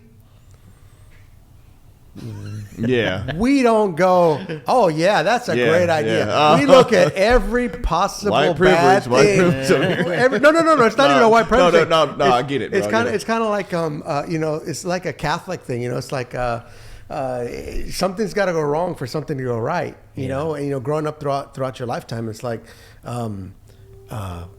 okay, well, and again, that could be why I think so much enjoy the good while you can, whereas some people are like, at least people I've grown up with throughout my lifetime were saying, okay, well, it's good, but don't get excited, don't get too big on yourself, don't get, it's going to change. So you expect it to become good to become bad, right. And I will say this, there's something positive in the universe when you expect something. If you expect good, you continue to expect good, good will come. Why? Because you're looking for the good in a situation. Right. If all you're expecting is bad, then no matter what happens, oh shit, the bottom of my bag of Chick-fil-A fell through. It's the worst day of my life. Yeah, and what's funny is I'm in such a different mindset, and I think you guys are too, to where I hear that and I think, well, at least you have the privilege to go through the drive-through at Chick-fil-A. Yeah. You know what I mean? Like, exactly. Like if you look for the positive in anything, you will find it. Correct. Now, some people will be like, you know what? And a lot of people think, oh, that's fake. That's not that. Well, you know what? I'd rather be fake happy than genuine Well, it's upset. not fake. Happy is happy, and happy is also not something you should strive for. You should strive for contentment in who you are. Yeah. One with yourself, not happy. Happy is one speck. Happy can be changed by it's a speck. One phone call. It's a speck, and it's just one. It's not everlasting. Right. Yeah. You are everlasting, and if you can accept you for who you are and the decisions you make and the good you do, or the bad you do, then happy is just a fucking just a blip in the timeline. You know what I mean? And I mean that's stuff that I'm still battling with to this day. And like I said, I'm such in a much better like now, and I don't even think it was because of the job transition or the leaving the job. It was just me getting in a better mental space where I'm like, well, I will say this: I'm not embracing any negativity. I'm not trying to I'm not putting myself in situations where negative consumes me. Like, and bad shit's still gonna fucking happen every day, And it's kind of like one of those things where like you embrace kind of the setbacks, and it's like, cool, I'll make it back tomorrow or whatever. And well, let's say this. You are more engaged the last few episodes than you have been in the past. Most definitely. And I think it's probably Did you notice that? Yeah, most definitely. I was just going to say, most definitely. because you realize you're like, everything's taken care of. Yeah. I can come up here and I can enjoy the time with my friends. Yeah. I can be this. I don't have to check my phone every time. We have to wait on you now, not him. Yeah, I know, right? How crazy is that? It's a new world. No, it's just there's a different energy here too. If you notice that, like we've gotten into some serious fucking conversation on the show where we were all tearing up, and you know what the craziest thing and is? we're walking out of here, and now it's like it's different. It's a different kind of emotion now. Some of the craziest conversations we have didn't even air. I know, dude. Lost episodes. So the lost episodes are wild. Hey, look, we still have some video, we have some audio, and one day I'm going to release them. They are what I'm going to do, we should have a release party and then drink that tears. There you go. There you go. All right, How many have we done now? This will be, Josh, what's the count on that? 16. And can you, man, dude, I hate to keep fucking bothering you, bro, and I'm not even going to ask you on the mic. I'm going to ask you, like, off the mic, so I don't feel like that I'm keep asking you for shit because it makes me feel bad. I need a Red Bull, bro, or something. I need something to palate. I'm not used to drinking 5 fucking tequilas, bro. I was not ready for this. I was like, I'm waiting to try the very last one until everybody else is ready. Number 17 right here. And But we have at least 3. We've lost 3, so it should be probably number 20. Probably at least 20. Yeah, go ahead. Yeah, man, go ahead, bro. So we've had at least 20 that we've... And I think we can salvage out of those 3 that are missing at least a good hour. Probably. And Just maybe snippets. Maybe that'll be like New York's resolution. I mean, Well, here's the deal. Here's the deal. resolution. We can have snippets about it, and we can expand on it. We can say, you think know we what? could? Do you think? Thank you, sir. Do you think we could? Do you think we could try to salvage those 3 and make one, just with some of the video and some of the audio? Basically, Is a it even TikTok possible, slash or is it Instagram. non-existent? I can dig on these hard drives. Dude, that's all I want for Christmas. Okay, well.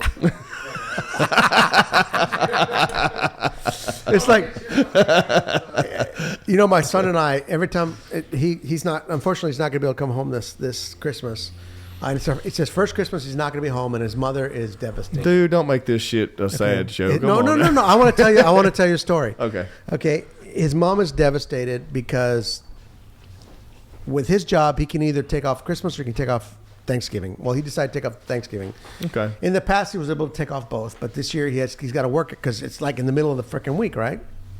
So when I was everybody buys Ferraris and shit on Christmas. Yeah. Well, when I was in Hawaii, my very first Christmas was by myself. I didn't have any family there. I had a incredible human being named Pete Ross, who was a very good friend of mine. Who I learned how to be a father by spending time with him, not with my own father. But it was my very first Christmas by myself, and I went to midnight mass. And then the next day, I went to Sizzler for Christmas dinner because they were open. They're the only thing open, right? And my wife still tears up when she hears the story, and it's like, babe, it's okay. I need it. And so my son, he's like, Dad, I've already got it planned out. The night before, I'm going to go to P.F. Chang's. I'm going to get this, and I'm going to get this, and I'm going to sleep in on Christmas morning, and I'm going to eat my meal, and I'm going to enjoy it because the next day he's going to have to go to work. So as much as it breaks my wife's heart and mine too a little bit because this is the first time all our children won't be with us for Christmas. I'm still think it's something that every human being needs to experience or go through, where you're by yourself, with your own thoughts. I've done it. Me too. I've worked.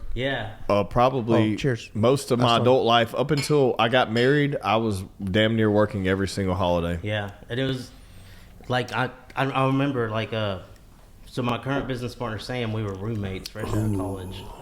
And when, I think it was a Christmas Eve, and I was on call Christmas Day, so I couldn't do anything. And both my parents had flown to Mexico, which they felt terribly guilty about, but I kind of encouraged. My brother went with my dad. But I kind of encouraged them because I was like, y'all are sons and daughters too. Like, and for them, it's like a different thing too, because it's like they might not see their mother for like 8 or 9 years. It's like, you've seen me every Christmas. I gotta work Christmas this year. Y'all should go. So they did that. They took off to their respective, homes in Mexico to see their families, and I was fine with it. My brother went with my dad, and I spent me and Samuel, my current business partner, were roommates at the time. And I remember there was a Christmas Eve. I was just sitting there by myself watching fucking Home Alone, and I ordered like 2 Johnny's pizzas, and it was honestly just I enjoyed the shit out of it, like just sitting there by myself, fucking Christmas lights on, watching Home Alone with 2 Johnny's pizzas, and just me with my thoughts, and like, cool, this is what life is, you know. And then, but now, I mean, you know, now that I have kids and shit, it's different. You think about it differently. Yeah, you think about it differently. But I will say this: it is really fucking nice that this year, for the first year ever, I don't have to worry about what holiday I'm working. Yes. You know? Yes. Like, shout out. Good for you. Yeah. For good or bad too. Yeah. Sometimes like my wife's like, we had to do that. But you've worked them. You've been through all that. Yeah, so you deserve the opportunity to say, you know what? I don't have to do that anymore. Yeah. We're working on Christmas this year. We have a huge catering. I have to start cooking. This will be the first year in my wife's complete adult life that she's been off all holidays. Wow. Yeah. Yeah, that's right. Being military and then police. Yeah. And so this year she was off Thanksgiving, and we went we took the kids on a trip. We didn't hang out with nobody. Yeah. We took the kids on a trip. We didn't see no family. This Christmas we're going to be working together, but at least we're going to be together. Yeah. It's cool. Yeah. But like, dude, I'm excited. I'm more excited about this Christmas because it's the biggest job we've ever done, and it's a challenge. Good for you. And then some people that help us are going to show up. They're like, yeah, we'll be there. I'm like, what? You're coming on Christmas like that evening? They're like, fuck yeah. I was like, fuck yeah. So like, dude, I'm excited about the Christmas, but leading up to before I got married, I was on call because I was a single dude and the youngest guy at the company in the oil field. And dude, well, I say leading up till I got married, I was always on call previously, but I guess all through the oil field, up until I was like 30, dude, I was on call every holiday because those dudes had families and kids. Yeah, you understood. I was like, dude, that was part. I was like, dude, I ain't got shit to do. I'm like, go party. Let me do it. You guys go. And plus, if I get a call, I get to make some money. Fuck it. What else am I doing? I was like that too, where it's like, dude, you got 3 fucking kids. I'm 26 years old. Like, I ain't got shit. Like, go. You know, you need to see your child. The last thing you need is that phone going off at 7 a.m. while your kid's trying to open presents. Yeah. You know what I'm saying? Like, that's another thing, dude. We don't do the Santa Claus thing. Our kids hadn't done Santa Claus in like 3 years. My wife's one of those people. She's like, I'm not lying to him. I was like, that's fine. And I picked him up, but then we don't. There's no surprise. Yeah. And I still want the surprise. Yeah. So I picked them up. Their bikes are ratchet. They've been rolling for like 2 years. So I picked them up 2 bikes last night at Academy, and I texted my neighbor. I was like, hey, bro, can I hide these bikes at your house? It's not coming out before Christmas, is it? Even if they do, my kids aren't going to hear it. They're 9 and 10. Daddy bought you a Lamborghini. Yeah. If it's not there. But yeah, I bought them 2 Huffies, bro. And they have 2 new bikes, and I had to hide them at my neighbor's house. I'm like, dude, I don't know. I'll probably pick them up a couple days for Christmas. But we've already kind of like, we don't do a big Santa thing. Yeah. But I still like them to have something, you know. And it's not so much like we're not going to like wake up in the Christmas morning, there's something sitting there, but more like, oh shit, they weren't expecting this. Right, and that's surprising. It's cool to do that. So what was your best Christmas memory as a child? Dude, I don't remember a lot, honestly. Mine, I do remember this, and it's fucked up. See, I'm a dark mind though, man. Yeah. So I remember this. I do remember this memory. I remember we were really broke. Jose probably knew me at the time. We were in grade school. Jose was like me. We grew up with not very much money. And I lived in a trailer that we were renting. We didn't own. It was on Oliver Road, back behind like Halton Baptist, back in that area, you know. Yeah. And I remember my stepdad and my mother didn't have a lot of money. My mom was a hairdresser. Stepdad I believe he was working as a firefighter at the time, but or a paramedic or something. I remember all we wanted was we wanted like a PlayStation and something else and all this stuff. And I remember walking in the room Christmas morning. Not a PlayStation. It might have been a Nintendo 64. It might have been a PlayStation. I can't remember. And I remember walking in the room Christmas morning, and we each wanted our own things. Me and my brother, because it was just me and him before my mom started. So we were 2 years apart. And this was my stepfather helping. Not, mind you, this wasn't, neither one of our dads contributing to this shit. Yeah. Which just shout the out, man that loved your mother. Shout out my dad. My dad, he's paid his child support, and we have a great relationship. It's nothing against him, but that Christmas morning was there. And walked in, it was either a Nintendo 64 or a PlayStation. But I remember saying, that's it? That's all we got? And I remember my stepdad, like, dude, I'm about to tear up.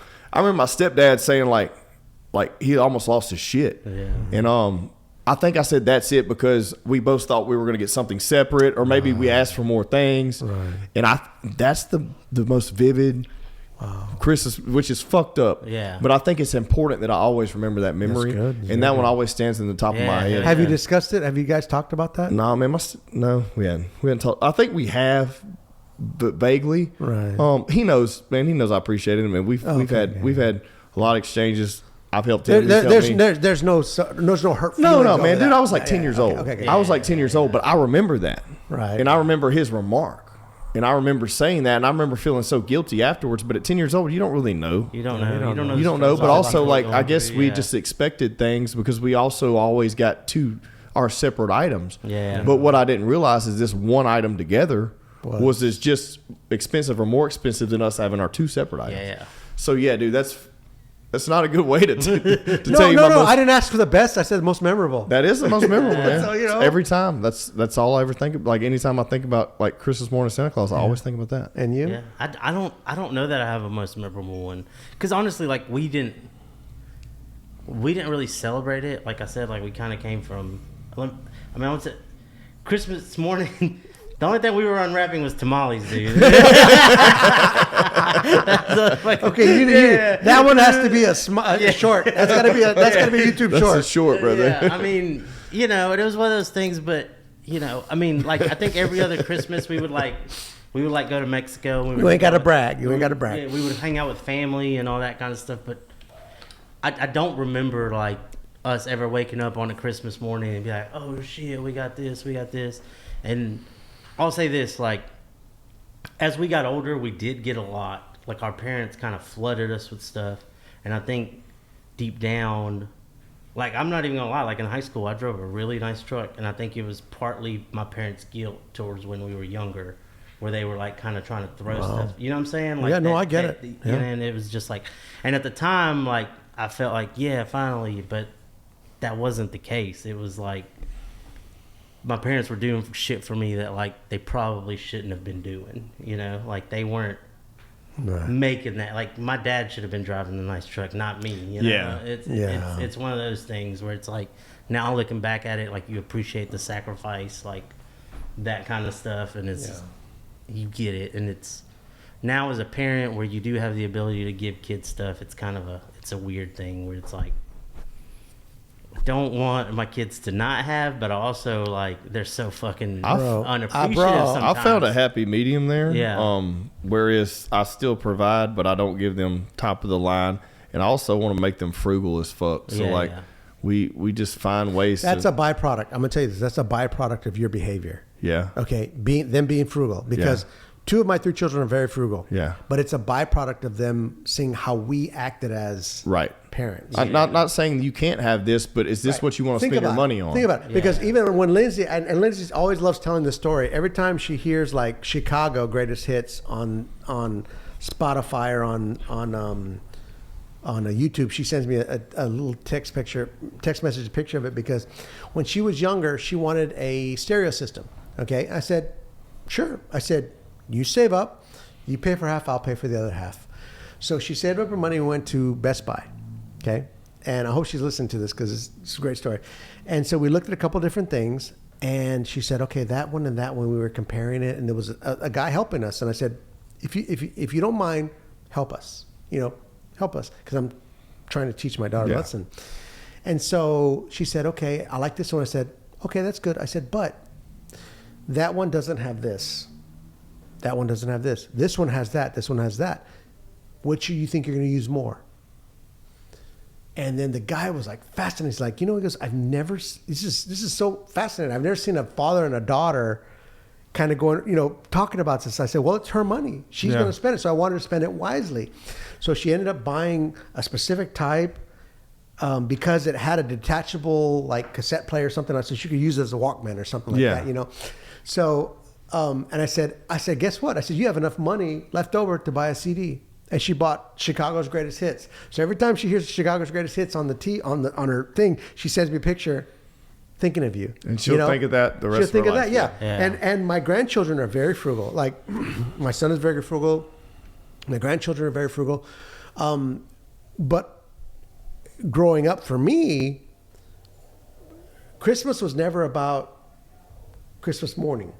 It was about, I always knew that when Christmas or the holiday season came around, my dad was in the military. So my parents would usually ship us off to our grandparents during that time because both my parents worked. We couldn't be left alone by ourselves. So we'd go to Mesilla and we'd spend time with our grandparents. And so I would probably say that if you ask me, my best Christmas memory was an amalgamation of all of the ones I had at my grandmother's house. Like waking up and there were, what's funny is the greatest gift I ever got was my second greatest gift I ever got was a Miss Pac-Man arcade game. But it was the mini arcade. It looked like an actual arcade game. It was mini. My sister basically took it from me and she played it all the time. And I was like, that's fine because I don't want Miss Pac-Man, I want a Galaga. And if anybody paid any funny fucking attention to what I said, I would have wanted a Galaga. But anyways, so she got that. But I always have fond memories of it being very cold. There being a wood fire in the corner because my grandmother lived in an adobe house, a mud house, and there was no central AC or heating. So Christmas morning was always 2 or 3 sets of presents, depending on if we had cousins with us or not. So like my sister's gifts, my gifts, whoever else's gifts, by quote unquote by Santa. And so there was one year that I think it was probably my 6th grade year. I got a boombox with a detachable cassette player and a Twisted Sister cassette that I really wanted. And so for me, it was like, that was great because this is what I wanted. Yeah. I got what I wanted. Yeah.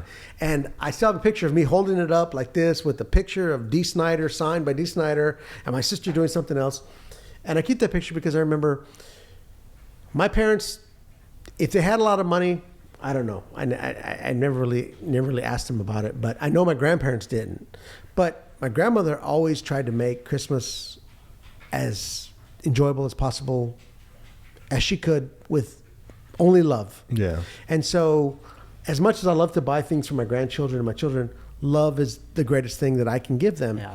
But when I married Cheryl, who always gave something to her children, I was like, why are we doing this? Because growing up it was always, why are you doing this? You don't need to do this. They don't need this.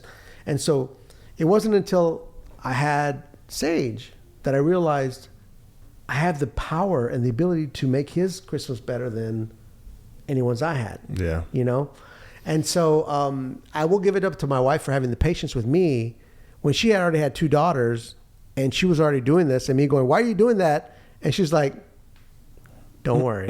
Don't worry. You'll see. You'll see. And she was right. And I saw that. So, with my children, I mean, my youngest is 27 and we still give them stockings.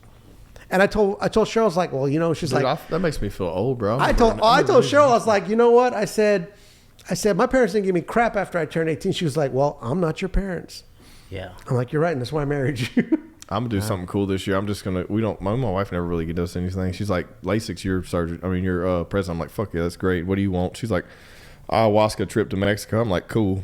Hell yeah. But I want to know that. but I want to. That's the plan. So, I but would love to, but we're gonna. dude. I was like, I'm just gonna fill your stocking up with cool shit. So just expect that. I think that's exciting because it's like, how much cool shit can you get into a stocking? And I'm not talking about. We don't do jewelry and shit like that. I'm talking about inexpensive items that are memorable. I'm excited about that. I'm never excited about Christmas, but I'm excited about that because that's what I don't know what she's doing, but I'm planning on doing that. And this probably won't air till closer than anyway, so it doesn't matter. Yeah. And she don't listen to this. She laughs at us. She makes fun of us. Well, when your grandchild loves Pokemon cards and loves certain things, and you fill their stockings with that, yeah, they love it. It's the best thing in the world. Best thing. Yeah. The stocking was almost more exciting than the. And that's the thing. I only got fruit and nuts. So we didn't. That's y'all didn't do. That's white people shit. That's Mexican shit. I didn't get damn. You know what's a white people thing that's probably a white people thing that annoys me. Definitely my family thing on both sides growing up is the grandparents and parents when they buy everyone gifts they think everyone has to have the same amount of gifts. Is that happening y'all's or is that just a white people thing? Yeah, it does. Yeah. Okay, because it's like, oh well, there's a dollar amount. He got some, and she got some, and it's got to be the same. And I hear that as a kid, and I see that. I think that it instills ego in us way too early, and I don't like that shit. Okay, before we forget, what did you think of that? I don't even remember. Let me see. We went on a tangent, and I drank that like 10 minutes ago. I liked it a lot. Tell them about that real quick. I like it. It's good. Okay, so that's it tastes more like an anejo. The Manic. The art of tequila is Manic, the ancient spirit of Mexico. The agave plant was used to create the drink of the gods. Malik has taken the ancient drink and transferred it into a special and sophisticated tequila using the best agave tequilana of the blue agave. This combined with years of experience results in a tequila worthy of the ancient gods of Mexico. Well, it's pretty fucking good. I like it. What do you think? I like it. I like it. I don't know all of them today, honestly. Seriously, yeah. There wasn't one I haven't liked. Now, I might not have liked it on the first sip. Yeah. But afterwards, overall, like a 1 through 5, I think this or a 1 through everything. I think that's. I really think this one for me is my pick because that's the biggest surprise. Yeah. No, it was great. I think they were all good. Yeah, let's run it back and see. Run it back. But I think, and I put the lid back on it. But I mean, it's already been open before. That's okay. Yeah. I think I was not expecting that, and the fact that I'd already drank it, but I couldn't remember, and really wasn't in this, Yeah. Well, I'm going to tell you this about this year. Cheryl and I have 2 Christmas trees, okay? Uh-oh. And all our Christmas trees have rotating bases. We have over 320 Christmas ornaments, and they're all... Y'all do the Disney thing, huh? They're all Disney ornaments. So, they're all from trips and things like that. This year, all we have right now is a tree with lights. Mm-hmm. We haven't put on one ornament. We're not bringing anything out because we're so busy right now.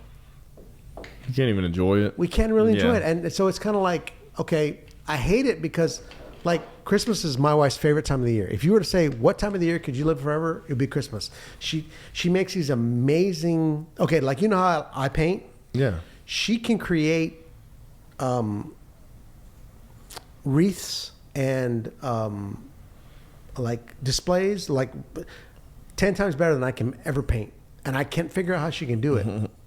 But she's really good at that. And every year, Christmas is her favorite time of year. This year, we're like, do we even put up a tree? And we're like, well, let's put up the tree for the grandkids, right? We had one of the grandkids last night. There's still just lights on the tree. Yeah. So we're kind of like, we don't have any children with us. We have grandchildren. They come, but when they come to the house, they're not like, oh, let's look at the tree. They're like, Cece and Papa, we want to play with you guys. So the end of 2024, I'm hoping that next year we'll have both trees up again. We'll have all the decorations up. We'll have everything up because this year has just been... Let me ask you this, because we always joke about it, me and my wife. It's crazy. And I don't know what your family dynamic is, but I'm asking, so obviously now you have older children. Yeah. I know Lindsay, she's married, kids and stuff. So how does the dynamic work when it's a holiday and it's they come see y'all, or hey, we're not gonna make it till tomorrow because we have to go to his family's house, or hey, I gotta work, or what is the the animosity? Not animosity, but it's I'll say this. I joke with Leanne all the time. I was like, and she's she babies Christian so much, and I'm like, one day this motherfucker's gonna go to his wife's house on Thanksgiving, and he ain't even gonna fuck with us. Yeah. I'm gonna tell you this, bro. I'm so glad you said that. Okay, here's why. Because I do joke. I was like, imagine Thanksgiving. He's going to his wife's house, and it's just me and you. Yep, that's right. And I'm gonna tell you this. And I told Cheryl this the other day. I said, I saw this funny thing the other day. I said it was a woman wrapped up in a blanket crying. It said because she had 3 boys. And all 3 of them had to go to their wife's family's Thanksgiving and Christmas. I have had to go to every Thanksgiving and Christmas of my wife's family, okay? Because certain people in her family would be upset if she didn't go. Other people were allowed not to go, but she was not allowed not to go. I'm going to say this. I might have opened up the wrong can of worms. Thank you, bro. Thank you, Jesus, for setting this free. This was prompted by someone else. Thank you for setting me free, because I think Here's the deal. I always wanted to instill a Christmas Eve tradition in my family, a Christmas tradition in my family, but I couldn't. Okay, I was never allowed to, not because I couldn't create one, but because the status quo or the current Christmas and New Year and Thanksgiving celebrations were instilled, and you could burn in hell before you decide to change them. Okay, Cheryl and I, our greatest Christmas with our children, except one of ours because she couldn't make it, was at Disney World. We were in Disney World for Christmas. Christmas morning, Christmas Day. It was Sage, Cheryl, Lindsay, and myself. And we still talk about that as being our greatest Christmas ever because we didn't have to worry about expectations, family things that you always have to do every single year. And we did a Secret Santa. Yeah. But it was like $15. So each one was grabbed. And so it was like $15 at Disney cool. is like a pair of socks. Yeah. Right? So you had to be really creative. Yeah. But we still look at it. We were there for 12 days. We're in Disney for 12 days between Christmas and New Year's. But we still look at it as the best thing because it was just us. Yeah. Yeah. Now, I always got mad because, and I can say this now because I don't give a shit what anybody thinks. Every Thanksgiving we had a certain menu. Well, guess what happened at Christmas? The same shit. fucking menu. And every year I said, can we do something different? No, because we can only eat these things twice a year. So I tell my wife, babe, can we please? Don't. Just don't. Okay, so I'm not going to say anything. Like I say, I'm not going to. One Thanksgiving, Sage and I went to New Mexico. It's one of the best Thanksgivings him and I have ever had. Okay, but as the matriarch or the individual who's thought that every Thanksgiving and Christmas celebration had to be the same every year, no longer has control of that. We had a Thanksgiving celebration this last Thanksgiving, and it was amazing. Just at your house? No. It was at my daughter's camp. It was amazing. Oh, cool. So a little secluded. It was y'all. Freaking amazing. It was just us. And intimate. You know what? The individuals who in the past could always control everything had zero say. So you know what? Sit down and shut up. Yeah. And we're going to enjoy our time as family. Yeah.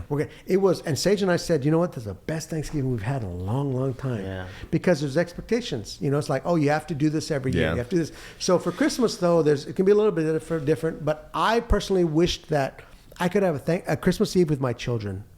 My children, my children's children. Whatever you do on Christmas Day is fine. Go to your in-laws. So you're just saying come to our house on Christmas Eve. Just come. Let's just. No, do I this just for always Christmas wondered Eve. because I'll say what led to this joke is like when me and Leanne were discussing whether we should have more kids, right? Like, I was always like, honestly, I was to the point too, like where I obviously everybody knows Zoe's my stepdaughter, but I raised her as my own forever. So I was to a point where I was fine with not, I love Zoe to death. I was fine with not like having any more kids.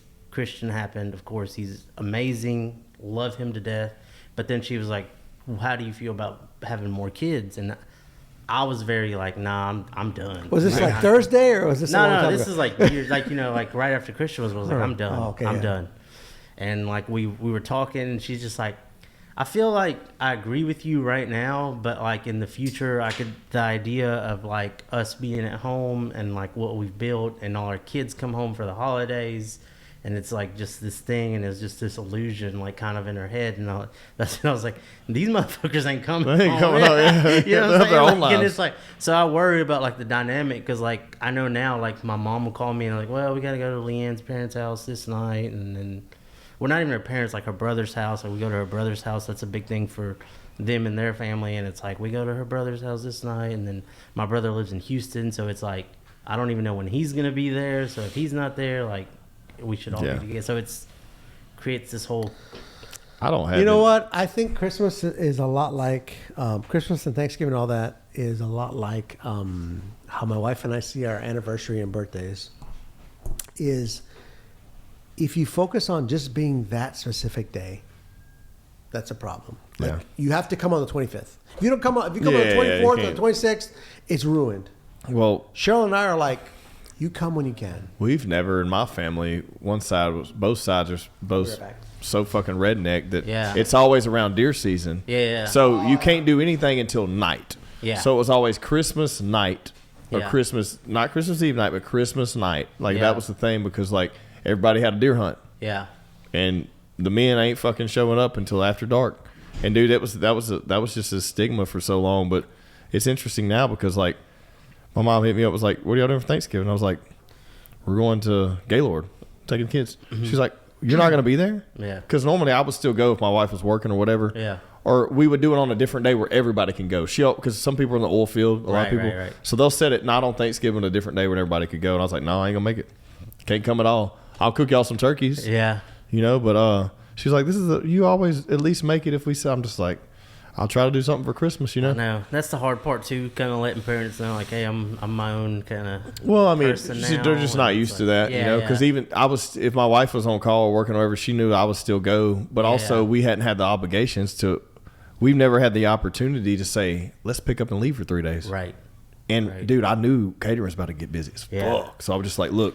Dude, I love that. I think I've always told Leanne, I was like, if we could just pick up one Christmas and just fucking go away, like Christmas or Thanksgiving, like just go away. Just went to Gaylord, like that shit was so cool. There's like a river walk, like we're looking over this little river walk, and there's a cantina, bro, and they have like the best cocktails, and then they have all this good food, dude. I didn't eat nothing. I haven't ate Thanksgiving food at all this year ever.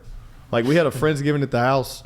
I think I shot both of y'all. Invite y'all, couldn't make it, but I was like, just have a pumpkin pie, and I'll have one piece of pumpkin, and then everything else is just barbecue and shit, like crazy stuff, But yeah, dude, like no, I think like when you talk about your son will have to go with his wife's family, and your wife is gonna have to get over that. She's gonna hear this and be like, fuck. No, it's fine. No, it's fine because and honestly, if I loved my family as much as my son loves my family, I would be with them, but I don't. Yeah. But I think, but as like dads and like males, I think we're more like open to that, where it's like y'all can fucking come 2 Saturdays from now. Yeah, it don't matter. Yeah, we don't. Yeah, it doesn't matter. I'll be drinking tequila on the porch. As long as we get together.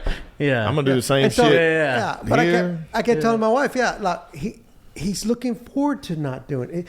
You know what? When you're in your 20s and you're single, a Christmas by yourself. It's actually kind of fun. Yeah, I don't have to go to. I don't have to go. I don't have to do anything. I don't have to deal with grandparents. I don't have to deal with aunts and uncles I don't like. I don't have to deal with my siblings I may not want to deal with. Like you don't have to deal with nothing. I'll watch what I want. I'll eat what I want. Exactly. I'll wake up when I want to wake up.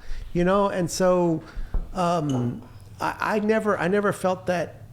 I always felt that holidays were periods of time. Yeah. Not specific dates. Yeah, and for some people, I mean, certain holidays, or certain things about the holidays almost feel like fucking obligations. Like, I hear people all the time, like, fuck, I gotta go to my grandma's.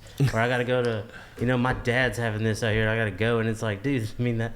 Luckily, like, for us, like, I've never been very obligated to much. We do go to Leanne's brother's a lot, but I enjoy hanging out with him. He's the only, like, person in the family that, like, drinks and stuff like me, so it's but he is an oil field guy too, so it's like he's one of those 1 month one off kind of guys, so like he missed Thanksgiving, so I just showed up whenever, and I sat on the couch. I fucking fell asleep, dude, because he wasn't there, so I didn't have anybody to drink with, so I was just like fucking past that. I was like, it's my day off, I'm chilling, but it is what it is. And then with my family, we just kind of make it happen when my brother's in town. So what are you looking forward to 2025? Oh man, I'm asking you next, so get your answer right. I mean, honestly, everything's so work based to me right now because that's my life, but I love it. So I don't want to feel like I'm so annoying to where I'm just always talking about work and shit. But I think I'm looking forward to synchronicity. I think that we've evolved in the past year, and really synchronicity with my team. Josh. But your work is your passion. Right. I'm passionate about what we're doing currently, right? So like synchronicity with my team, Josh, his wife's joined the team, my wife's on the team, Thomas is here, I'm here. That's new. That's all just happened within the past couple months. So it's evolving now. So I'm excited to what that's going to look like. And then I'm really, really fucking excited about this next chapter of developing what's going to happen with the food space, with what we're doing with the barbecue stuff, like the competitions that are coming up, the new team I have that we've cultivated over the past year, like that shit's all I'm really looking forward to, bro. And then I think I'm looking forward to that because I'm putting so much time into trying to scale that in a quality manner. I'm not talking about like ROI and shit here. Scale it in a quality manner to where I can step back and look at my wife and say, let's fucking go get an RV for a month and go somewhere. And hopefully these people can run it. So like I'm hoping that this year, now that I'm over the hump of starting the new business, getting the other business into profit, this year just being more like, okay, now the gears are turning. Let's full fucking throttle. Let's all get in sync and grind so that we can look to the next thing. So I know that's kind of lame, but that's honestly what I'm thinking about right now. The fact that you actually have it is 80% more than most people do. Yeah. You know? Dude, I'm not bullshitting you. I was headed along the same lines, and I think it's just that business mind, and it's just like I'm looking forward to 2025 and just having the time to structure things better within my businesses, where it's like I think I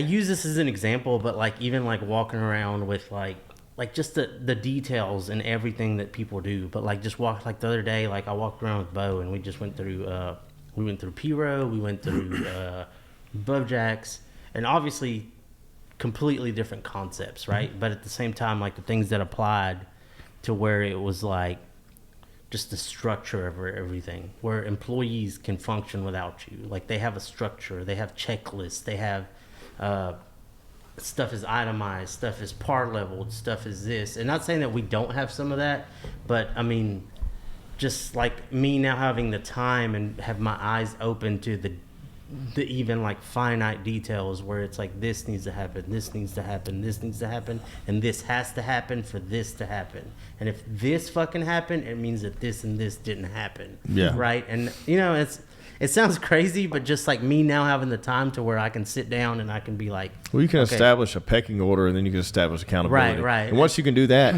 then someone doesn't have to be here to open the fucking doors. Exactly. You can rely on someone else to open the doors because all these expectations are set. Yeah, if they're not met, it's very apparent. You can't hide it. I know they're met. Yeah. No, it's stuff like that. Like that's what I'm looking forward to. And then also like with our Shreveport location, I'm super looking forward to like just the growth on the distribution side, like we were in Tiger Stadium. Yeah, thank you for bringing that up. Thank you. Shout out. Too fucking crazy. Shout out, bro. Shout out. I'm not an LSU fan. Like I'll say this. They're gonna hear you and pull your beer ready. I'm a Texas. I'm a Texas Longhorn fan. Die hard. I've always said that Death Valley is the greatest atmosphere for college football. Never enjoyed college football until I went to a game at LSU. Yeah, it's the greatest atmosphere in college football. I've always said that, regardless. So to go there, me and Colby went and we had our beer in Death Valley. It was just like, it was a buck. You know what I'm saying? It was one of those things where I never thought it would happen, right? Yeah. And don't get me wrong, like we're not. It didn't make us like it wasn't like a substantial like financial move. We're like, oh, we made it, dude. We're in Tiger Stadium. I mean, you know, we go through, you know, so many cases per season. It's sales. At the end of the day, distribution isn't the end game. It's more promotion. But again, for the promotion aspect of being like, say, hey, we're the craft beer in Tiger Stadium, like that was fucking. It was surreal. It was very like enjoyable to us, and we enjoyed the fuck out of it. So that aspect of it, like being able to grow our brand. What beers are there? They have Don Pablo and Cajun Kolsch. Nice. So it was cool because they have like these taco joints throughout the stadium. Mm-hmm. And so you go there, which, I mean, that's what I'm saying, like growth. Like I need to work on like, hey guys, like can we promote this like better? Like let's make sure this is the forefront of things and y'all can make more sales. So I had these taco joints throughout the stadium. And I think it's probably like 20 or 30 taco joints throughout the whole fucking stadium. But the only thing they served was Don Pablo and those Noel margaritas. So they have that there too. Nice. Okay. Yeah. So that's one thing too. I was like, man, I need to reach out to those guys and be like, hey guys, we need to. I knew that like Don Pablo was there, so I asked because I knew it was every taco joint. But y'all didn't have any signs. We didn't have any signs. So when I walked up to it, I asked for Don Pablo, and the lady next to me didn't know that y'all had alcohol at all. She was there to get tacos, and then the attendant was like, oh yeah, we carry Don Pablo and we carry Noel margaritas. And it's like, if we could team up to promote that shit into that taco throughout the stadium, like it would be great and, for, you know what I'm and saying? you need to get Noel up in this podcast, man. We want. So I didn't know that they do vodka. They do what the tacos. Yeah, they do and the tacos stuff. too. I want tacos now. Well, they don't do taco. I'm saying it was a taco joint. Yeah, Taco joint. Right. Yeah. You said tacos. You know what's hard to find around here? Tamales. It is hard. You gotta find a lady with a trunk, bro. No, I don't like her. There's a bunch of them. Here's the deal. I found a tamale lady, okay, and I wanted it spicy. All there was, and you may understand this, but like when I was a kid, when my grandmother made spicy tamales, she put the spice in the meat, not the actual masa. Yes. This person I bought from, the spice was in the masa. I was like, this is disgusting. Dude, let me tell you one. Taqueria Flores. Oh yeah. Check them out. Okay. Where's that one at? Because here's the deal. They're a food truck. They rotate. Oh yeah, that's the one that comes to your. They used to come to your spot. That's right. Yeah. Send me a text next time. It's her son Eli. He kind of runs the whole operation. He's a big oil field guy too, but he runs the operation from like different parts. But he kind of just sends his mom out to where she needs to be. Super nice, super sweet Mexican lady, but she can cook her ass off. Her al pastor tacos and her tamales are. Well, I'll tell you this: my tamales. I have two my grandmother on my mother's side and my grandmother on my dad's side, and they're both totally different people, and they live very close to each other. So I had the opportunity to spend time with my grandmother on my dad's side, my grandmother on my mom's side. My grandmother on my mom's side was much more relaxed. I'm sorry, my grandmother on my dad's side was much more relaxed. I could get away with a lot more stuff than my mom's side. Did your grandmother on your mom's side? I mean, did your mom hate your grandmother on your dad's side? Oh God, no. Well, actually, no. Wait. I said yes before you finished your sentence. Yeah. Here's what happened. My mother and my dad grew up in the same town in Las Cruces, New Mexico. My dad grew up in Las Cruces. My mom grew up in Mesilla. They met. They got married. They were young. They got married. My mom got pregnant. They got married. You're Mexican. That's what happens. I actually have a good joke about quinceañeras, but I'm not going to talk about it. But anyways, so my mom got pregnant, and she ended up marrying my dad. My dad was from Las Cruces. My mom was from Mesilla. Well, my dad's mom was she had both my grandparents had 7 children. Okay, one of them lived in an adobe house. The other one lived in a house that was built by a contractor. When my dad was when we moved to Italy, okay, I was in the truck with my mom, my uncle, and my aunt. On your mom's side? On my mom's side, yeah. My mom's sister and her husband. Right, okay. And we're talking about, we're moving to Italy. My dad had already gone.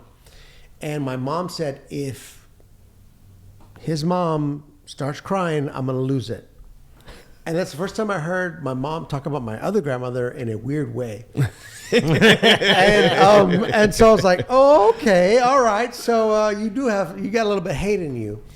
But my other grandmother, I always remember my dad's mom, when I go stay with her, her youngest child, which is one of my uncles, his name was Edward. He passed away about a year ago, and it broke my heart because he was very close to my age, and he's the one who taught me how to drive. He's the one who taught me about music. He's the one who taught me about life, because I'd ask stupid questions, and I shouldn't ask this one. I'm not even going to talk about it. I would ask stupid questions. You would explain to me like, dude, this is what it is. And like sexual questions. Yeah. like questions about women. Yeah. And he'd go, no, it's this and it's that. I'm like, okay, thank you. But what I remember about most of my Uncle Edward is he had the coolest hair. He had this hair, right, that like it split in the middle, it came down and it came down like that. And he took me to his hairdresser one year and he goes, okay, he was like, I'm going to take you to her. She's going to cut your hair, but it's not going to look like mine because you have to every day train your hair how you want it to work, right? I talked to my son about this. But he goes, I got to train your hair. You want it to do this, you got to blow dry every day, you got to do this. Well, he passed away about a year ago. He had some medical issues, and it broke my heart because he was my favorite uncle. But he taught me about music. He he always went to concerts. He had like Iron Maiden T-shirts and he had Rat T-shirts. He'd give them to me, and he taught me about he taught me about music. And I'm gonna go back. He had a boombox and he bought me a cassette from Toto, the band Toto, and there was a song called Rosanna. I love that song. Yeah. Love Rosanna. that song. Great song. And he goes, when the song starts, you push this button and it turns the counter to 0. Okay? Those used to be counters on cassette players. And he goes, when you're done listening to the song, rewind it till it hits 0 again. And when you push play, it'll be back there where you started. I ended up learning how to love drums by listening to the song Rosanna. Because the song Rosanna is very hard to play if you're a drummer. But he taught me about that song, so I learned how to play that song, and he taught me about music, and he taught me about these things. But my dad's family seemed to be much more relaxed than my mom's family. And so, if given the opportunity, I wanted to spend time with my dad's family. Yeah. Because they were more fun. Same. They did other shit. They did things. They drank. They hung out. They talked shit. We're gonna do these things. Yeah. And I remember, I always remember my grandmother, before she'd go to bed, she'd walk through every room and she would pray over it in Spanish. She would pray over each room. And I would think... What was the prayer? Do you remember? No, because it's in Spanish. But basically, bless this home, bless these children, bless these people that I love, keep them safe. What does that sound like in Spanish? Can you say that? I don't know, dude. Come on, my bro. Mom still prays for me. You speak Spanish? Yeah. No, but you speak Spanish, right? Yeah. Can you say that prayer he just said in Spanish? I mean, if I looked it up, I'm sure I could. Oh, so he knows. Come No, on, I man. could, but I just don't want to like freestyle the prayer. Yeah, I got you. No, but I get it because we don't spend enough time around Spanish people. Yeah. That we become hesitant to speak Spanish because if we say it wrong, if we conjugate a verb wrong, they judge us. You kind of do lose it a little bit, and I'll say this: it's one of the things that I've struggled with here lately, where I know that I am like a fluent Spanish speaker, but also like I grew up here, right? Like English. I've never heard you. That's so crazy because I think you're lying. English has become my primary language, and it's become almost this like subconscious thing where it's like if I come across somebody that I know speaks Spanish, but I also know that they speak English, I'm just gonna go with English. Gotcha. And we're gonna do this What if way. they only speak Spanish? Are you forced to? No, I will. You make it work? I will. Yeah. But it's also. Are you embarrassed? Not embarrassed. I think it's just one of those things where there's also like this huge like subculture too, like that people don't understand. Where it's like, I'm an American. You know, I've always said that. Like, you know, I'm very proud of my Mexican heritage, but first and foremost, I was born here. I'm an American. An American citizen. Yeah, I'm an American citizen. Like, I'm proud of that also. Mm-hmm. You know, and I'm very proud to say like I'm Mexican American, and you know, like, you know, certain people are like, no, you're American. Some people are like, you know, take it how you want it. I don't care. I'm very proud. I'm very happy that I was born in America. It allowed me a lot of opportunities. I'm also very proud to say that I'm the children of immigrants, that like, you know, I grew up in a Mexican household and then I grew up in a Mexican culture. Like, I'm so proud of it. But there's also this like weird kind of dynamic sometimes that people don't understand sometimes, where between like people that were born in Mexico versus like people that were like, there's a big difference. You were born here, you were given this, you were experiencing your parents maybe, but you're okay. You know, and it's like and it's that thing too. And it's also like there's also like within Spanish there's so many like different cultures, right? Like there's so many different like these people come from here. Like I know like the Spanish we spoke was very slang, but it was very slang to like our area, right? Whereas like if I talk to people like our photographer Fede, like he's from Mexico City, so like the Spanish I grew up speaking, we'll understand each other off. We'll know what each other's saying, but you say it different. Yeah, but he's from there, right? So it's like to me, it almost sometimes it feels like a very like I don't want to misconstrue things. Like, so I'm very subconscious about it, or self-conscious about it, where it's like, is he gonna know what the fuck I'm talking about? Like, you know, because I grew up speaking the Spanish to my cousins who are from Guadalajara, Mexico, right? Like, and this is what I knew, but you're also from a different area, and now you also have the connotation towards me that I'm an American first and foremost. So my Spanish, you know, and a lot of people do, a lot of, you know, Mexican-born people do go into it with knowing that, like, you know, yeah, you speak Spanish, but you're not one of us. You know, like you know, and that's the. So there's okay. There is a lot of that, and like people don't realize how much of that there is, and it's like there's a lot of dialect. It's one of those things that I've battled a lot, and I battled through a lot, where it's like, you know, within like school or whatever, you were the Mexican kid, right? But within the Mexican culture, you're the American kid. You're the fucking American kid. You know, you're the kid that like grew up in America. You're like the mixed black dude. Yeah. Like because well, Nate and I had this conversation because Nate is mixed. Yeah. And he's like, I was always that dude. Yeah. Like I wasn't black enough. I wasn't white enough. No, you know. I think and it's a weird thing to go through. First generation like kids, like we go through that where I feel like you never like truly, like you would go to Mexico, you're the American kid, you're here, you're the Mexican kid, and it's like, well, what am I? And then like they judge you like your Spanish isn't too good, or I don't know. Well, I mean, I think that a lot too, because growing up there was always Spanglish. Yeah. You know, and so I remember when I was in Italy, I was in Spanish class, and the teacher asked about what is a monkey, and I said chongo, and she goes, what? I goes, yeah, chongo.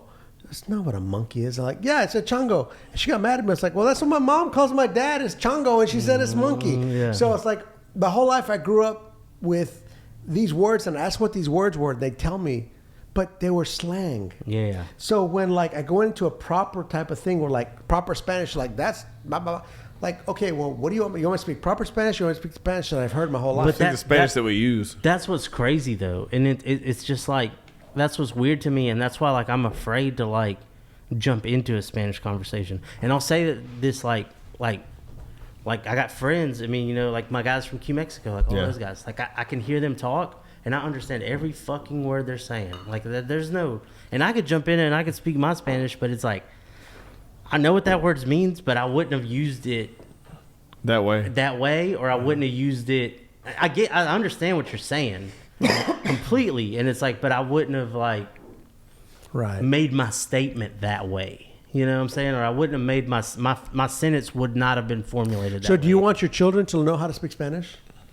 I don't think they are, and it's the sad part. I don't think Christian. But do you want them? Do you want them to know how to speak? I would love that too. I don't think I have it in me to just be like, I think we're too far gone now to where if it's like I'm just speaking Spanish to Christian all day. And my mom speaks Spanish to him, and he understands certain things. But he calls like my mom is his abuela. Like that's his abuela, right? And it's just that's what it is. But I just don't think that like at this point like he's gonna. Yeah, I have to show y'all this fucking video, dude. Like, I have to show y'all after the air. Yeah. Like, we were leaving the Rebel, and I was like, Christian, did you know you're Mexican? And he's like, I'm not Mexican. and Leanne was like, your dad's half Mexican, Christian. You're Mexican. And he goes, I'm not a Mexican. And he don't know what it is, right? But he was just, like, screaming it. Like, I guess he thought it was, like, I don't know. You know, he's 4 years old. Did I tell you? But it was so funny to me. And I was like, Christian, I swear you're to Mexican, God, we've talked about this, but like Sage, Mom was talking about something. He was seeing something on TV, and it was a Mexican, and his mom goes, Sage, you're Mexican. He goes, I'm not Mexican.